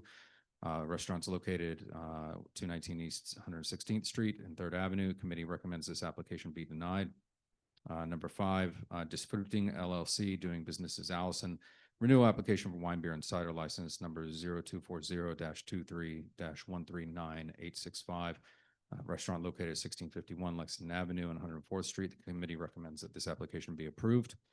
Number 6, 1259 Park LLC, doing business at the Guthrie Inn, was a new application for a full liquor license number 10370-24-1014008. Restaurant located at 1259 Park Avenue and 97th Street. The committee recommends this application be approved. Sidewalk licenses, number 7, Frenchy Coffee, new NYC LLC, doing business as Frenchy Coffee NYC. New application for a sidewalk cafe with the restaurant located at 129 East 102nd Street and Lexington Avenue. The committee recommends that this application be approved. Number 8, Sukuniyam LLC, doing business as Plu. New application for a sidewalk cafe for restaurant located at 1575 Lex Avenue, 101st Street. The committee recommends that this application be approved. Cannabis retail licenses, number 9, CP Consulting Solutions, Inc., new application for an adult use retail dispensary license, number 0CM-CAU-RD-2022-00033 for property located at 1825 Madison Avenue on 118th Street. The application was withdrawn and denied. The committee recommends it be denied. And number 10, Uplift Royal LLC, new application for adult use retail dispensary license number 0CM-CAURD-2022-000268, property located at 1557 Lexington Avenue on 99th Street. The application was withdrawn. The committee recommends it be denied. Before I do the street activity permit, since there was some testimony given on that, I'm going to bundle these number 1 through 8. Do you have a question? Okay. Oh, yeah, sure. When an application is withdrawn, does it then need to be voted on as denied? Yes. Or is it? It becomes an automatic denial, and the committee takes a vote on it and then pushes that forward with the application. Otherwise, it's left hanging. Even though the application was withdrawn? Correct. We still Thank you have for the clarification. So with that, I will entertain a motion for items 1 through 8. Well, actually 1 through 10 to accept the committee's recommendation. Benny Torres moves to accept the committee's recommendation. Is there a second? Christina Johnson. All those in favor? Any opposed? Any abstentions? Dawn Sanders abstains. All right, Dawn Sanders, Isaac Scott, both abstain. The motion carries. All right, last 2 items, street activity permits. 11, Cinco de Mayo Fiesta, number 894590, Single Block Festival on May 3rd. Setup 8 a.m., breakdown 6 p.m. East 116th Street between 3rd Avenue and 2nd Avenue. It's a full street closure. Applicant Alex Garcia. Committee recommends this application be approved. Number 12 is East Harlem Health Fair Festival, number 899150, Single Block Festival, July 26th. Setup 8 a.m., breakdown 8 p.m. Location is East 116th Street between 2nd and 3rd Avenue. Full street closure. Applicant is Martina Garcia. Sponsors Health in the Heights, Inc. And the committee recommends this application be approved. We heard some testimony today. I didn't know if there were any questions on this. You have a question, Jessica?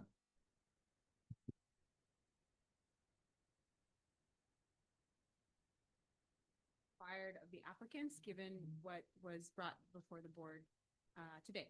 Thank you. Yes, there was a request that they meet with the Business Association on 116th prior to going forward. This body can, as an amendment, once the main motion is before the floor, add that as a stipulation that they meet prior to actually hosting the event to address their concerns. That is something that can be done. So. Yeah. So, any other questions? All right. So I'm going to couple the two recommendations. Number 11 and 12 were both approved. Is there a motion? Yeah. Yeah, I would like to propose a friendly amendment that they meet with the 116 Business Association, if that's okay, because of the testimony that we heard tonight. So if I understand correctly, you move to support the applications with the stipulation that they meet with the 116th Business Association. Is that correct? Okay. Is there a second? All right. So the second by Jessica Morris. All right. All those in favor? Aye. Any opposed? Any abstentions? Abstained? Chancellor Gregg abstains? Okay. The motion carries. Thank you very much. Next up is Environment, Open Space and Park. Xavier, Yes. I'm so Dawn. sorry. This is Dawn Sanders. I vote no Okay, you vote no. for 11 and 12. I thought I was voting for the amendment. I was fine with the amendment, but I vote no on the motion. Okay, thank you. Dawn Sanders votes no. That we now have Environments, Open Space and Parks. Yes, thank you. We have only one action item, which is a motion was made by Connie Lee to adopt a resolution urging the New York State Legislature to pass the Packaging Reduction and Recycling Infrastructure Act S1464/A1749. The motion was seconded by Samantha Pedreiro and passed with one vote not recorded, which was Agatha White. She was Zoom, and I don't know if she was having technical difficulties. Other than that, we are planning Earth Day logistics and welcome any recommendations. And we're also having something new, which is school playgrounds walkthroughs. And we are going to plan that with the Department of Education and School Construction Authorities, and see how we move forward with that. Thank you. Okay, wonderful. With that, number 13, there was a motion made by Connie Lee to adopt the resolution urging the New York State Legislature to pass the Packaging Reduction Recycling Infrastructure Act, S1464A1749. The motion was seconded by Samantha Pedreiro and passed with one vote not recorded. White. Yes, Sage Mason.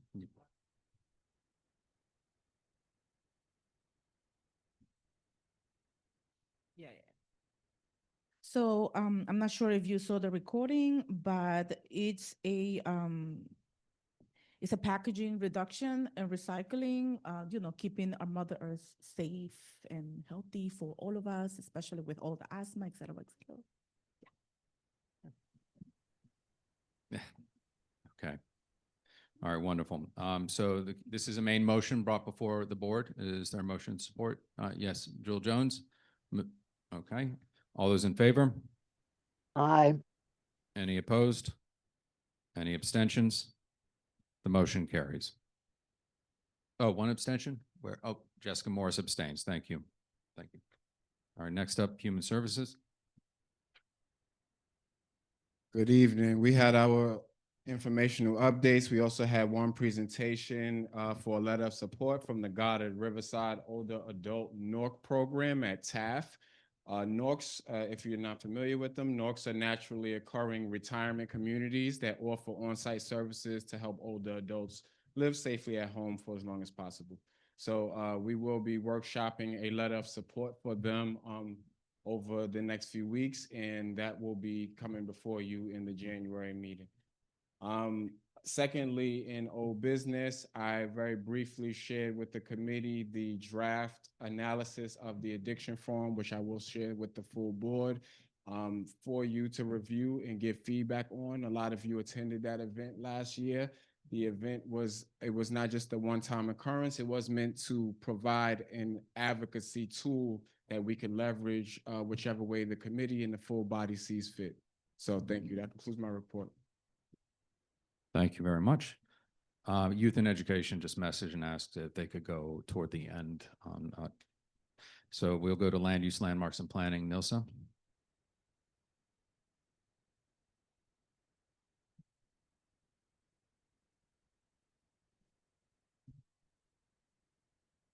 Good evening, everybody. Chair Villanueva couldn't be here today, and so he asked me to give a report. I'll try to be brief.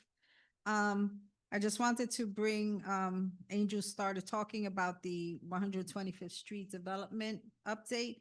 There are also two other projects that have been submitted to HPD. The 11 East 115th Street project will be 97 residential units, 12 of which will be affordable by 60% AMI pursuant to the University Affordability Preference Program, the UAP program.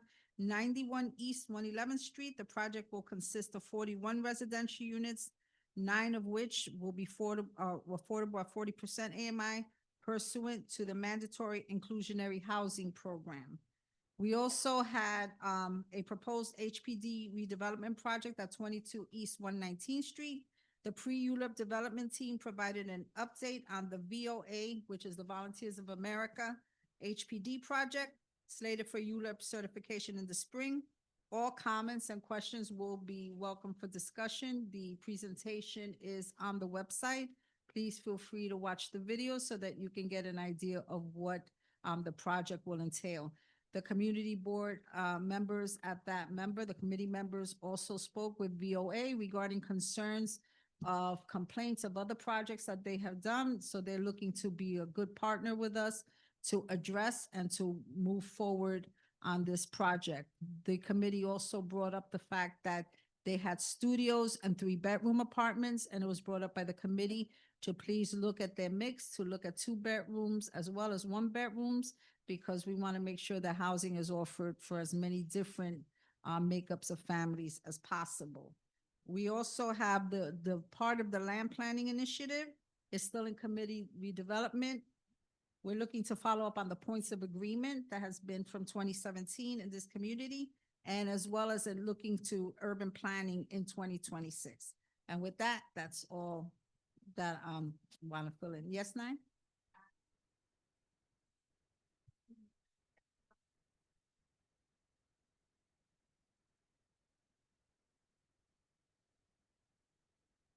Thank you, Nine. Yeah, if you could please come to the mic, because otherwise people on Zoom and the recording won't pick it up. It's fine. Just a reminder. So my question is, were there any discussions about urban design relevant to the Volunteers of America project, given that there are sensitive populations nearby? Or could there be if there haven't been already? So this was very early. They brought a mock-up of their project. Jessica moved it for us in the center so that we all could see it. So some of us didn't monopolize it all. They talked about integrating really into the community and trying to make sure that there were pathways built and, you know, and being sensitive in terms of their project. Based on what they brought in, it looks like they actually have decided on their design. Now the aesthetics and how they will be working with the community and trying to make sure that all surrounding community members are welcome on their project in terms of also security and how to make sure that they mitigate as many issues as possible that we can anticipate ahead of time. I got the sense that they really want to work with us as partners and that they really want to hear what our concerns are so that they can address them in their pre-planning stage. And they seem to be open as much, I guess, as they can be to take our feedback and then try to make it a reality. All right. Good night. All. Thank you. Next, we have public safety and transportation. Good evening, everyone. Happy holidays.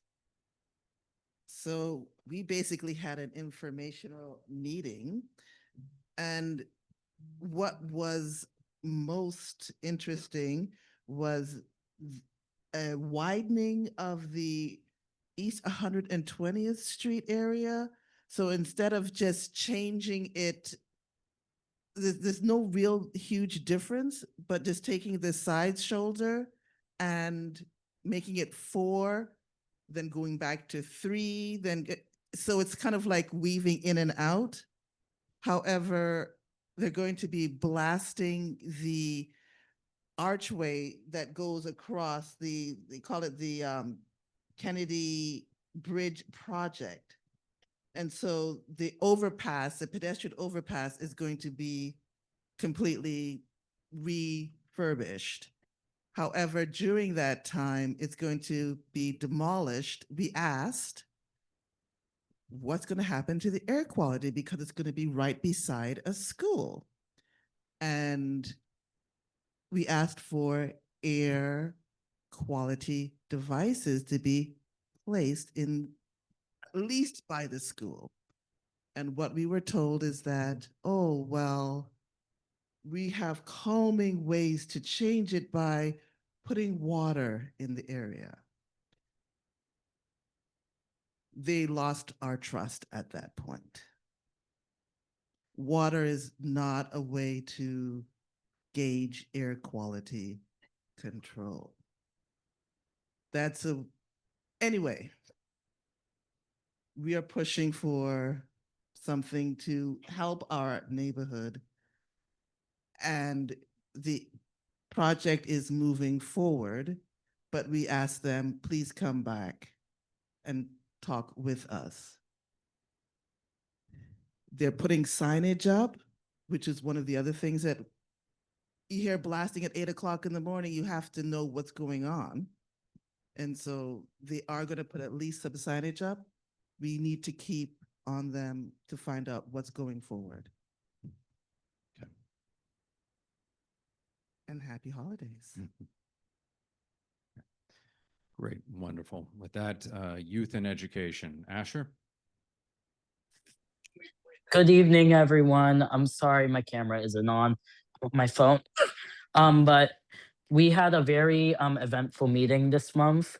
We had students come present from the student council at Manhattan East Middle School, and they have been advocating for a few years for an elevator in their building. For those of you who don't know, that school is a co-located school, and they're on the top floor of a very old building. And anyone who knows the top floor of these old school buildings are basically like climbing 2 floors each time you do 1 floor.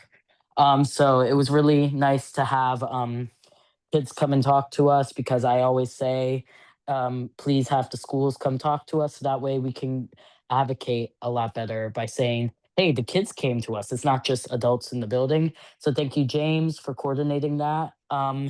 Also, we had a presentation from Groove With Me, which is a program that has been in our community for about over 30 years, and they provide free dance lessons for, I'm pretty sure it's girls like from age like 2 to all the way through high school. We actually had one of our committee members speak about how her daughter was in the program at one point and ended up going to college for dance. So it was very nice to hear from them. Happy holidays. I wasn't able to attend, but I saw some photos from the Winter Wonderland that happened today for the district. And just want to say, I don't know if anyone has said it yet. Something I'm always talking about in youth and education meetings is something I'm personally passionate about is access for people with disabilities. And it's awesome to see ASL interpreters here. So thank you to the ASL interpreters and Everyone, happy holidays. Thank you very much, Ashton. And just a quick note, the food's en route and should be here in the next 5 to 7 minutes. So we'll need some volunteers, strapping folks to come out and grab the food and bring it in. With that, we're going to go up to elections. Jessica Morris.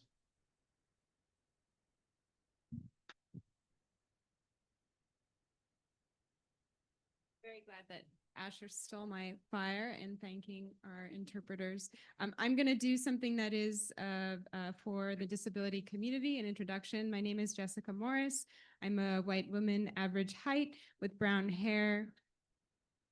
If you've not heard it done, it helps if you can't see. Yeah, with brown hair, an orangish scarf, gray sweater, and brown pants.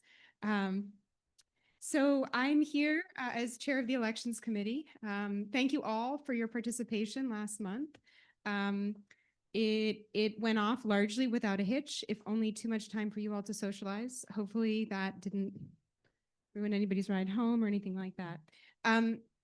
I was asked, and I'm not sure, you may have received some communication. I don't know who's seen what and how, but I have some information I'd like to share with regard to the work that the elections committee did. I didn't give a committee report last month. The focus was on conducting the election. That was board priority, critical business to make sure that we got through. So in the past few months, since the end of the nominations period, the elections committee met formally 3 times. In part, that was in order to be always in accordance with, to the best of our ability, open meetings law. The committee has 5 members, so if more than 2 of us are on a call or in a room together, it would constitute quorum. And if we were discussing things related to the election, that would be a meeting. And if we didn't announce that ahead of time, we would be violating open meetings law. So that made our work very challenging. And I'll say, I think all members of the committee, we didn't quite know what we were in for when we agreed to shepherd in new leadership upcoming. So in October, we had a 3-hour meeting, and we did our best, parliamentary procedure, Robert's Rules of Order, to conduct business during a meeting. We observed to our best and took 16 committee actions in the scope of a meeting. 16 committee actions, unanimous consent, all of them. If you've ever done business in a committee meeting, sometimes you do one action. Sometimes one action takes 3 months, 3 years, takes a long time. We made 16 actions in a 3-hour meeting. So I want to applaud fellow committee members for getting through that. Additionally, we met a couple of weeks later after about 4,000 emails. I didn't count them, but there were a lot, hundreds, quite honestly, hundreds. And it wasn't easy to get to what was a seamless point of process that we all engaged in last committee meeting. By far not perfect, lots of challenge in the process, a process that is inherently contentious by its nature. But fundamentally, I think realizing that we all as board members are people first, and whenever we do our business, whenever we come to the table, whatever we bring to the table, bring that first, even if it's not a jive. So on our November 12th meeting, we passed 7 motions in the affirmative, not in order to put forward to the full board to put out public positions, but in order to conduct board business, because we didn't always agree on the way forward. So we had to discuss it and we had to vote on it in order to move forward. So there were 7 affirmative motions and there were 2 motions that did not pass. One was the adoption of minutes and the other was a vote of no confidence in the elections committee chair. They were intense meetings. We have some robust minutes that were both approved in our meeting last night. I encourage you all to review the minutes. And with that, I think my 3 minutes is up. If there are questions, there are records, and if they need to be foiled to be made public, we're prepared. I'm not sure that our Staff would appreciate that so much, but they are there for anybody to review. We may Okay. have better things to do. Okay, thank you very much. We have a question from Isaac Scott. And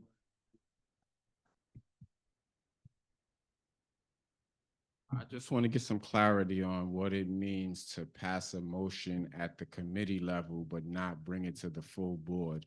An action item isn't actually ratified until it's voted on at full board. So could you provide some clarity into that, just for that? And also, you said y'all took a lot of actions. Can you be more specific about what an action means? Is that votes? Did you take all of those votes or act? Yeah, thank you. Thank you, Isaac. And I appreciate your question, and I'm going to do my best. I am not a parliamentarian, but I did read up to try to figure out how to manage the beast. We voted just quickly. In October, we voted on the adoption of the agenda, the approval of minutes. We voted to confirm the slate of nominees. We voted on the content of the questionnaire. We voted, and this was after some discussion, and these are unanimous consent, whereby the vote was any objections. Seeing none, we moved forward. We voted on intended actions relating to candidate materials. We voted on timeline for requesting those things. We voted on some agreement to disseminate those materials to full board. We voted on hosting a candidate forum in the location that was chosen. We agreed upon by vote aspects of the event. We voted on RSVP for board members with opt-in for engagement, which you all received. That was a big point of question. We voted on specifically the full and complete language read into the record of the letter to go out to full board that would describe these things as they were coming to you all as a process. We voted on how we would conduct the election using paper ballots. We voted on whether the candidates would have 2 minutes to speak and 2 minutes to answer questions. We voted on roles to be played, responsibilities during the conduct of the election. We voted on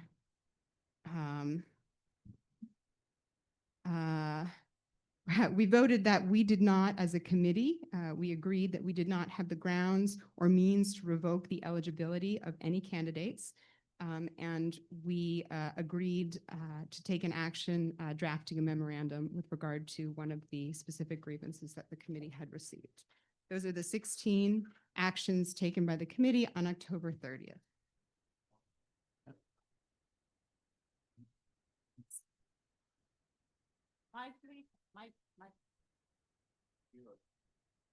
What was the second part? I'll read it into the record. The second part of my question is regarding motions that were passed on November 12th. Why were they not brought before the committee on the November full board or the December full board?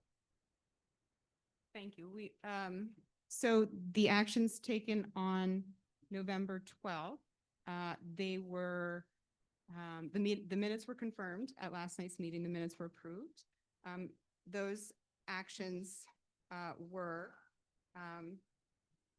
that the agenda was adopted by unanimous consent, that the minutes were approved. First, sorry.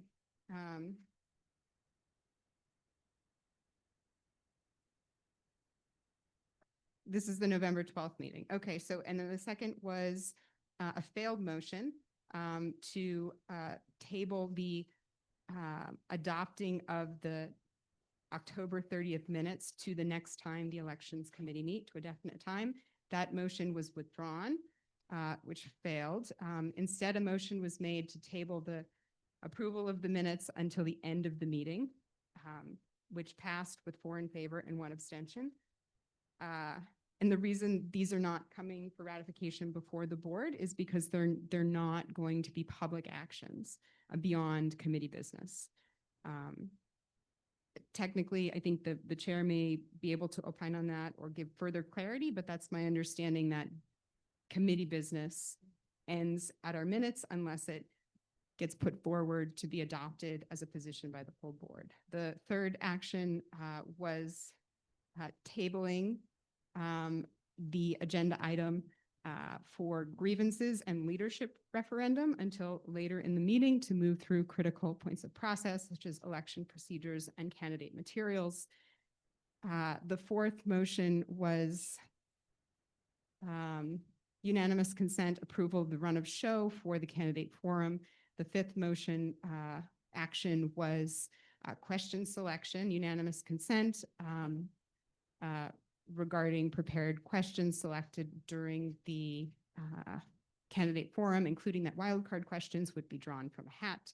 The sixth motion, and this is the contentious and difficult part of the meeting, was with regard to grievances, all grievances, and there were a lot received during the process of the election were bucketed into 3 sets of issues that we would be able to address in the scope of the meeting, which was limited to an hour and a half because it was double stacked with the land use meeting that also occurred that night. So we were moving very quickly.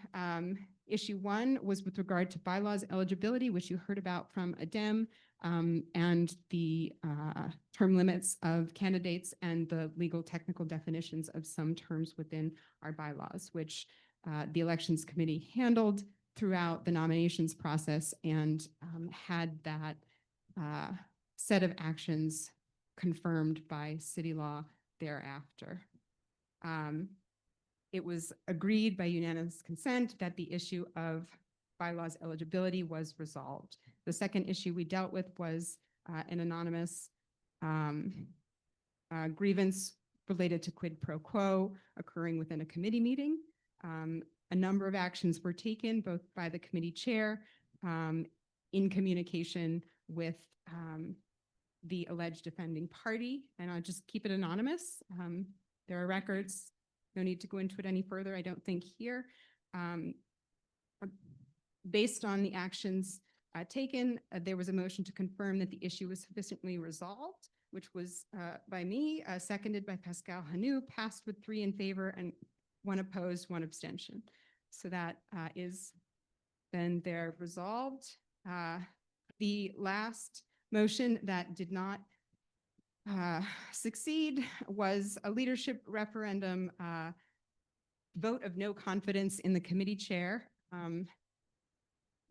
made by Russell Schuler. The motion did not pass with 1 in favor and 4 abstentions. The meeting was then adjourned at 6:30, whereby there was another committee meeting thereafter. We did not deal with any additional grievances that were submitted to the committee in the elections process, and we do not intend to continue to pick up with adjudicating those grievances, which is why there will be a board office oversight transition mecca for things like this in the future. Okay. Thank you. One last question. I have 2 questions, because you didn't answer one. Why wasn't the quid pro quo brought to the full board? And maybe you can help her answer that question, Chair. The second question was what I sent you all. Will there be a report about how you all handled the grievances, whether formally or informally? Because clearly you just stated that some of them you took more of a formal vote on, some just happened to. So is there going to be a report so there's some clarity on that? That was my question. Thank you for your question. There's not the intention to produce a report on the grievances received. Every member who submitted a grievance received acknowledgement of their grievance, and the grievances were indexed. Those who submitted grievances received a full index of all grievances submitted thus far. There were a lot of different types, unique types of grievances through the process. In the end, I will say the Elections Committee, the process that we delivered on last month publicly went very well. It was full of challenge, and so patience, grace, all those things. Okay. So just on quid pro quo, I will say, we are a body, and there's a leadership transition ahead. Quid pro quo, raise your hand if you know what it is. Quid pro quo, this for that? Yes. There is probably an amazing borough president training opportunity on quid pro quo. Conjunction with quid pro quo is retaliation. Don't do either of them, even if you don't mean to. Just be mindful. We're all here to work together. Okay, Why it was not, okay, it was, sorry, I answered the question. So it was not brought before the full board because committee business was not brought before the full board in November. I was not presented with any of the position. Excuse me, I'm trying to speak right now. The staff helps put the agenda. The committee chairs, as you all know, provide your action items to your staff liaison. Who then, when the agenda is built out, it is sent out to the chair and vice chair who review it. I was not privy to this motion that had been made, so thank you very much. So with that, I will say, let's talk about elections committees and their roles and responsibilities. As Keoka, yeah. Correction and have some transparency, because I think that's the problem that we're dealing with right this second. So a lot of the stuff that was brought to the elections committee was brought to us after the fact. And so when we had the conversation about what had to happen, because of the time constraint, you know, a lot of the committees don't have time constraints. We had a time constraint. We had to vote based off of what we were presented at that moment and what made sense to move forward with, so that we did not hold up the process. And so I just want to make sure that we set that as a mode of transparency. Yes, Russell.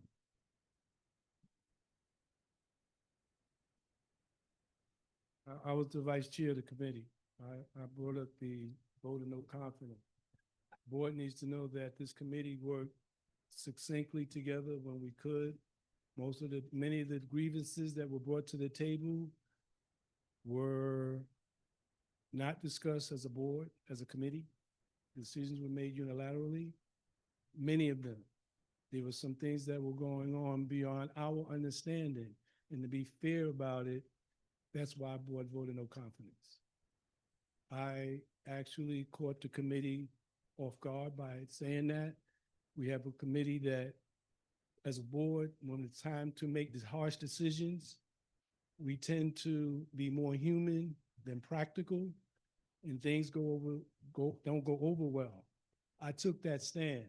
I was unfair to my committee members of the vote of no confidence, because we were so close to the election and we were so short of hands to do the work. It was not understood if that went forward, how would we move forward to a process 7 days later, a short thing later. So I'm just saying that there are things that were done.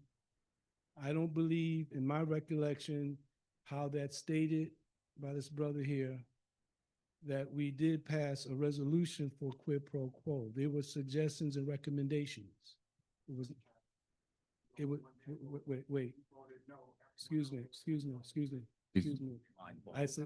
I said, excuse me. All right. I said, Order. to my recollection, I don't believe that we had a resolution that was passed. That could be checked. So I'm saying that there were things that were done. We tried to correct. We as a committee, many of the serious accusations, serious complaints were addressed unilaterally, even as far as the communication that you put last night in writing. After the committee, even after the committee met last night, when I read late this afternoon prior to coming here, that was new to me. Your communication that was sent to every board member, Guys, the back and forth, let Russell.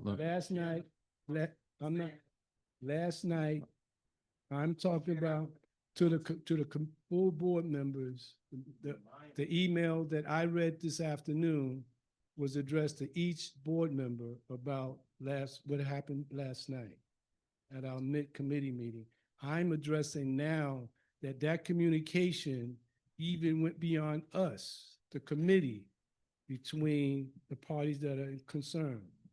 I read that maybe 5 o'clock, between 4 and 5 o'clock, it was let known to me what was transpiring on email. Again, decisions were made, not by the committee, again, went beyond what the committee had discussed last night. And I will end on that. Thank you. Nilsa?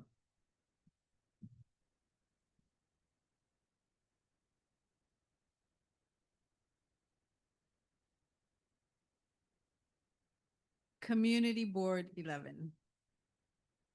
It is bothersome to me when any board member feels that things are not transparent and they're not clear. That is a problem. Anybody who is here should have the answers to their questions in a way that answers their question. I have been the elections chair many, many, many times.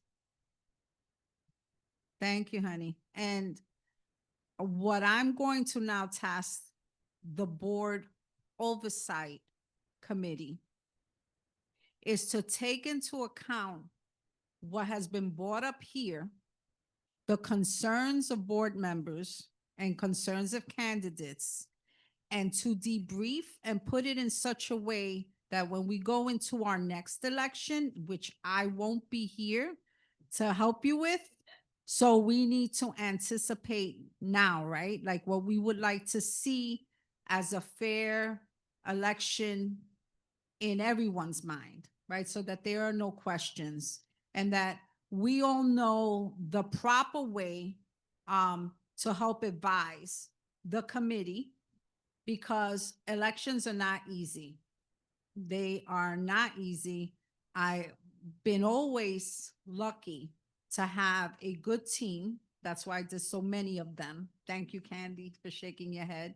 And so the board oversight, which I'm the office oversight chair, where I'm going to be phased out, but the board oversight, it's important that catalogs with the current elections chair and the committee, what their process was, what's been done in the past, and it be reviewed as one document so that then it can be assessed by, let's say, the board to see if this is a process that we can add value to.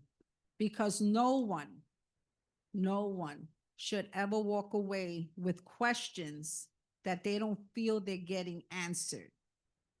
I think everyone tried to answer them as best they could. Actions were done, right? Congratulations to our incoming team.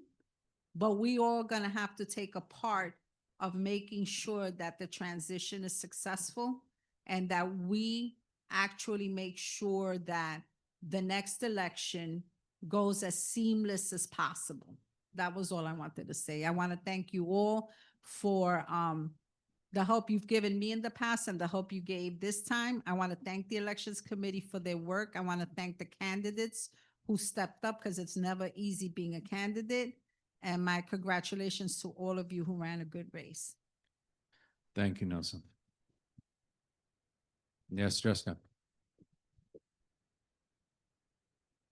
Thank you, Nelsa. I do agree that it should go to the Office Oversight Committee. I do not believe that we should wait until the next elections to have a resolution on the grievances that were made. I think it is in our best interest as a community board to make a resolution to the grievances as someone who made a grievance within the next 3 months, which is also what I believe we should have done when it came to the bylaws in order to prevent a lot of the challenges that we had this election cycle. I do think that there was not enough communication from the leader of,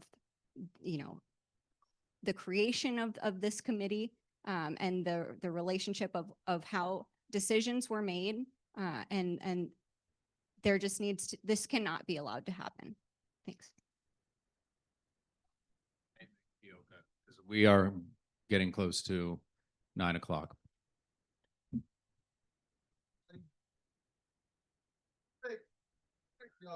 Come on. Sure, because I'm not, I don't understand the point, and forgive me because I am new. But I think when we talk about the elections committee, our goal was to ensure that the process went smoothly. When it came to grievances, it was a little bit different process because all of us on the committee didn't know, we didn't get those things, right? And so what we were dealing with was the process. We wanted to ensure that the transparency of the process was presented to the full board in a way that made sense for us, right? So when we're talking about grievances, that is a whole totally different subject matter because again, like I said, and I'm not placing blame anywhere, but I'm going to be very honest, we didn't get those grievances. We saw the grievances after the fact. So I just want to ensure that that is said and stated on the record because we did not see it. And when we got a chance to vote and have a discussion about it, there was already processes that were done that was unbeknownst to us. So we were only voting on what was the appropriate thing to do past that. So I just want to make sure that's clear. 9 and then, I'm going to be really quick as someone who also has oh, served. sorry, I didn't hear you. I didn't hear you. So just, I'll have you come up. Yeah. I yielded my time to Kyoka, so I'm going to take my time back. Thank you. 9. As someone who's served on this committee before with Nilsa and others, I just want to say I'd actually like to ask the board to provide an update sooner rather than later. We have an issue on this board that when we let things go too long, it festers and people lose respect and integrity and trust and relationships. And I've seen that happen on this board before, and we've done a lot of work to move forward from that. I do not want our incoming leaders to come into a space clouded as to how they got their seats of power. And I don't want our board to fall apart. I also want to say, I don't want people questioning how you got your seats because that's the question at hand. If the process wasn't right, then people will, if we don't hear a report in 3 months, you're going to have to carry this into your leadership for 3 months of people you asking you questions about a process you weren't part of. Does that make sense? Okay, thank you. Thank you. Wait, sorry.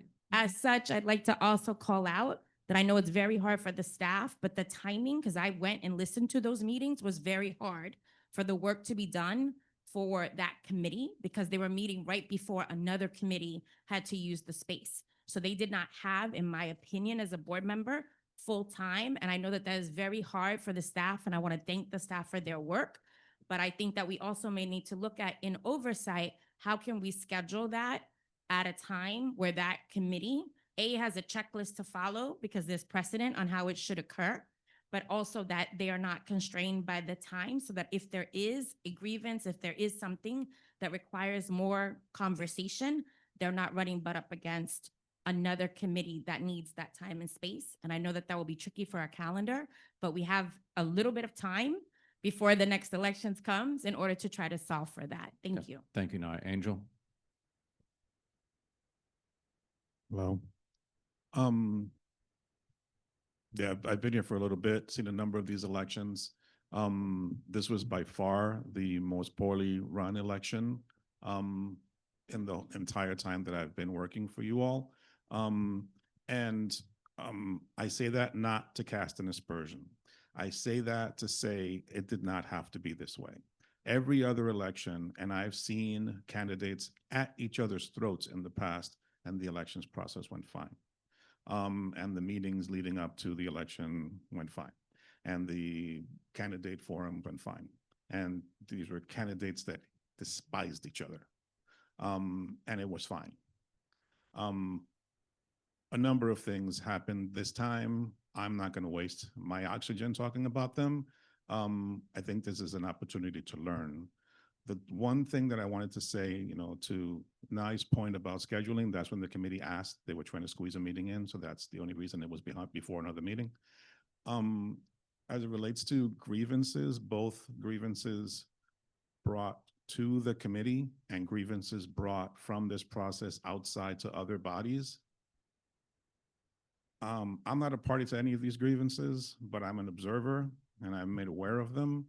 It's incredibly disheartening to see, and I feel bad for members that have to be put through a process where they feel that they are being disrespected or counted as less than. I've seen this many times over the years. I've seen many, many talented members leave out of frustration.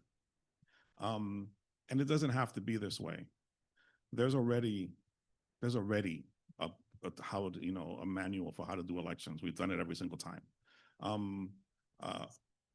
So like you can get cute and pick, you want to do it red instead of blue, but the process, all the steps are the same. It doesn't have to be confusing. And candidates should all be encouraged.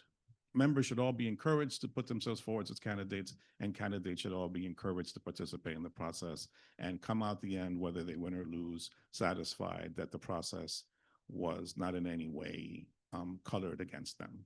And, what I see this time is that, a candidate and, or candidates feel that that wasn't the case. And that's really a shame that this body and the borough president's office has not been responsive as best as they can to grievances is very discouraging. It's very discouraging, and I hope that that doesn't cost us more talented members. I have a long list of really talented members that have just been like, the hell with this, and left. And that's too bad, because those are future chairs and future leaders and future, elected officials that have just, lost patience and got disheartened and just broke out. And that's too bad, right?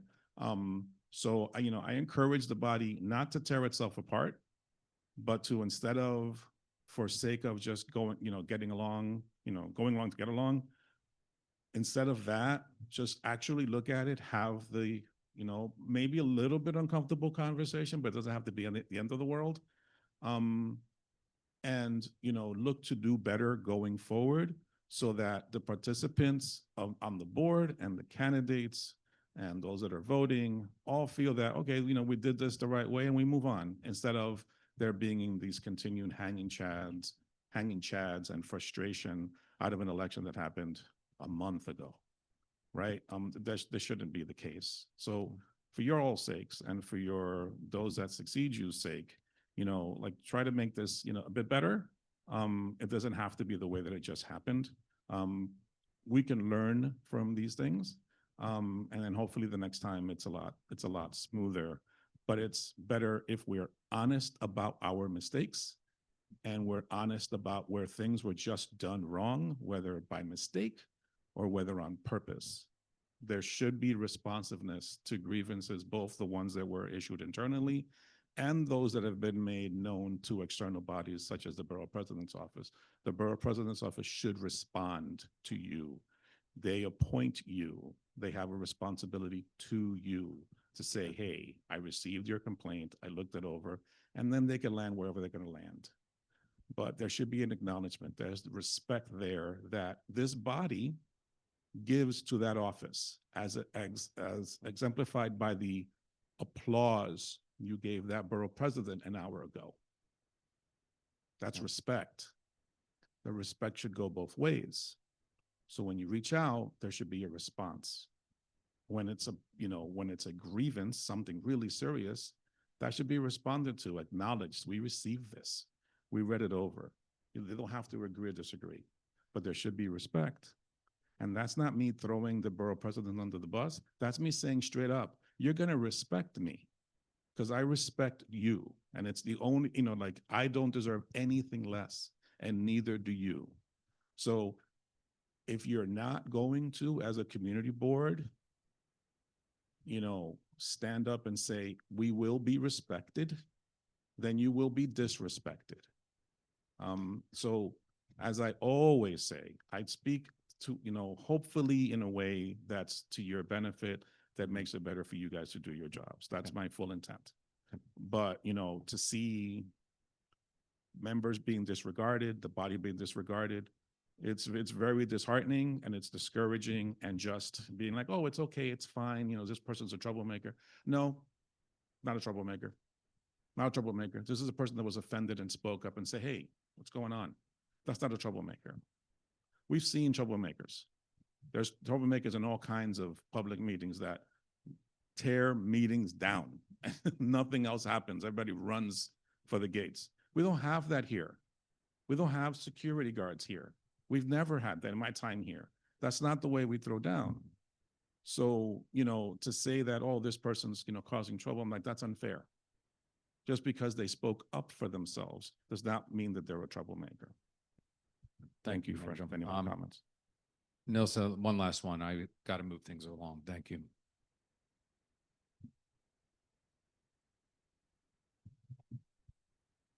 I just want to clarify, because I don't want people to misunderstand what I came up to say.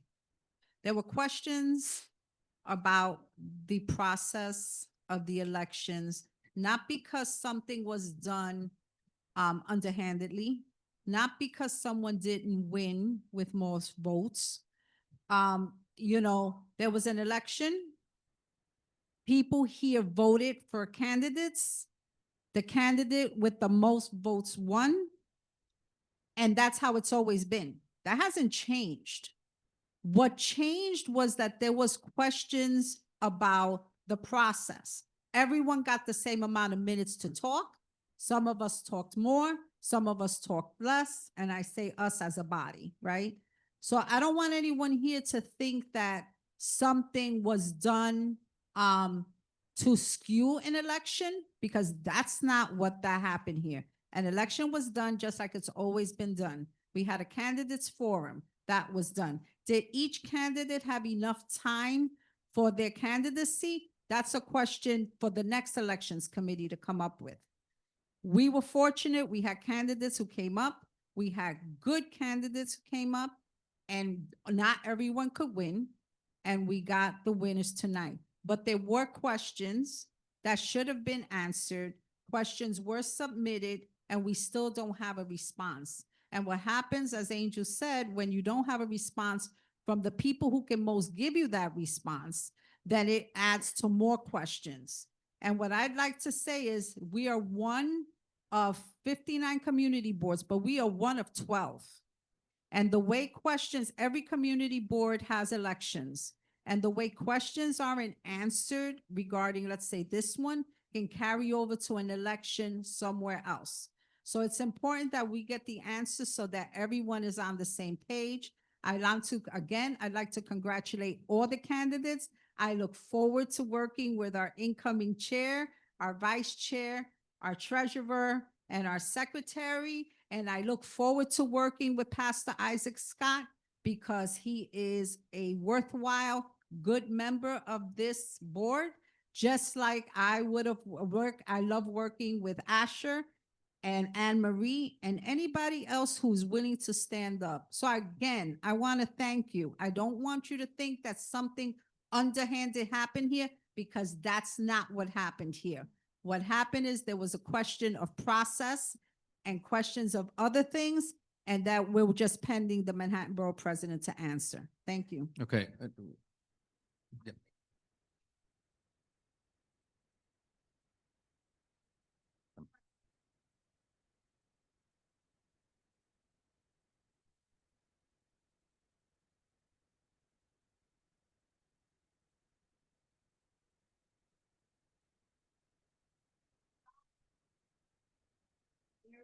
Very cool.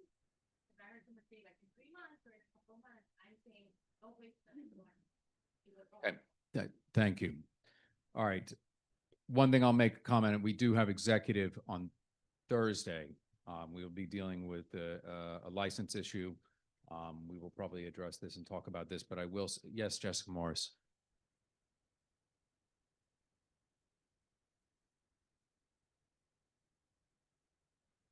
You should be there still. Thank you. Yeah, we'll look, thank you. If you could highlight and send that over. Thank you very much. So historically, the Elections Committee, and Nilsa can say, they are being given pretty lateral, liberal opportunity to craft their rules and how they conduct things. It's never been the case in history, and you can go back to our minutes dating many, many election cycles. They agree on the rules and how they're going to conduct things. Whether it was more official and positions, I think we need to look at that and say, hey, that's not necessarily that comes out. It's just like saying, hey, this is how we're going to come to a consensus. They're in charge of conducting it. It is worth examining and something that we will examine. And I think I look forward to working with our elected leaders coming forward and how we can make recommendations on that. So I thank you, everyone, and thank you for your service with that. Executive, like I said, meets Thursday. We will be having an email went out. We are having a tour tomorrow. I have 3 spots left with the 2nd Avenue subway existing track line on 116th. If you want to come attend that, come see me at the front after we conclude the meeting so I can put your name on the list. We have 3 spots left. Just as a reminder, you got to be there tomorrow morning, 8:45 a.m. The tour starts at 9. You will need closed-toe shoes, not dress shoes or sneakers, like boots, rain boots of that item. And there is a ship ladder you have to descend. So ship ladders, how you have to go downwards. So please come and see me. It'll be a tour for 1 hour. It's the existing line right over the 116th Street stop. With that, any new business? Question. I don't really want to make this announcement, but has anybody mentioned Bodega Paradise? It's an announcement. It's just a question. If you want to give an update about the Bodega Paradise situation. Oh, yep, I can do that real quick. Yeah, the SLA voted to revoke their license. Then it goes into the enforcement mechanism. So that was a lot of action from many members of this board and this community. So that is, again, thank you for bringing that up. Now it becomes more of a legal issue if they're serving alcohol without a license. So we hope to get additional updates on what will happen with them. So thank you for everyone's advocacy in that. Okay, new business, old business. Announcements, the next full board will be January 27th at 6:30 p.m. The email was sent by Angel. We will also have a later February meeting, correct, Angel?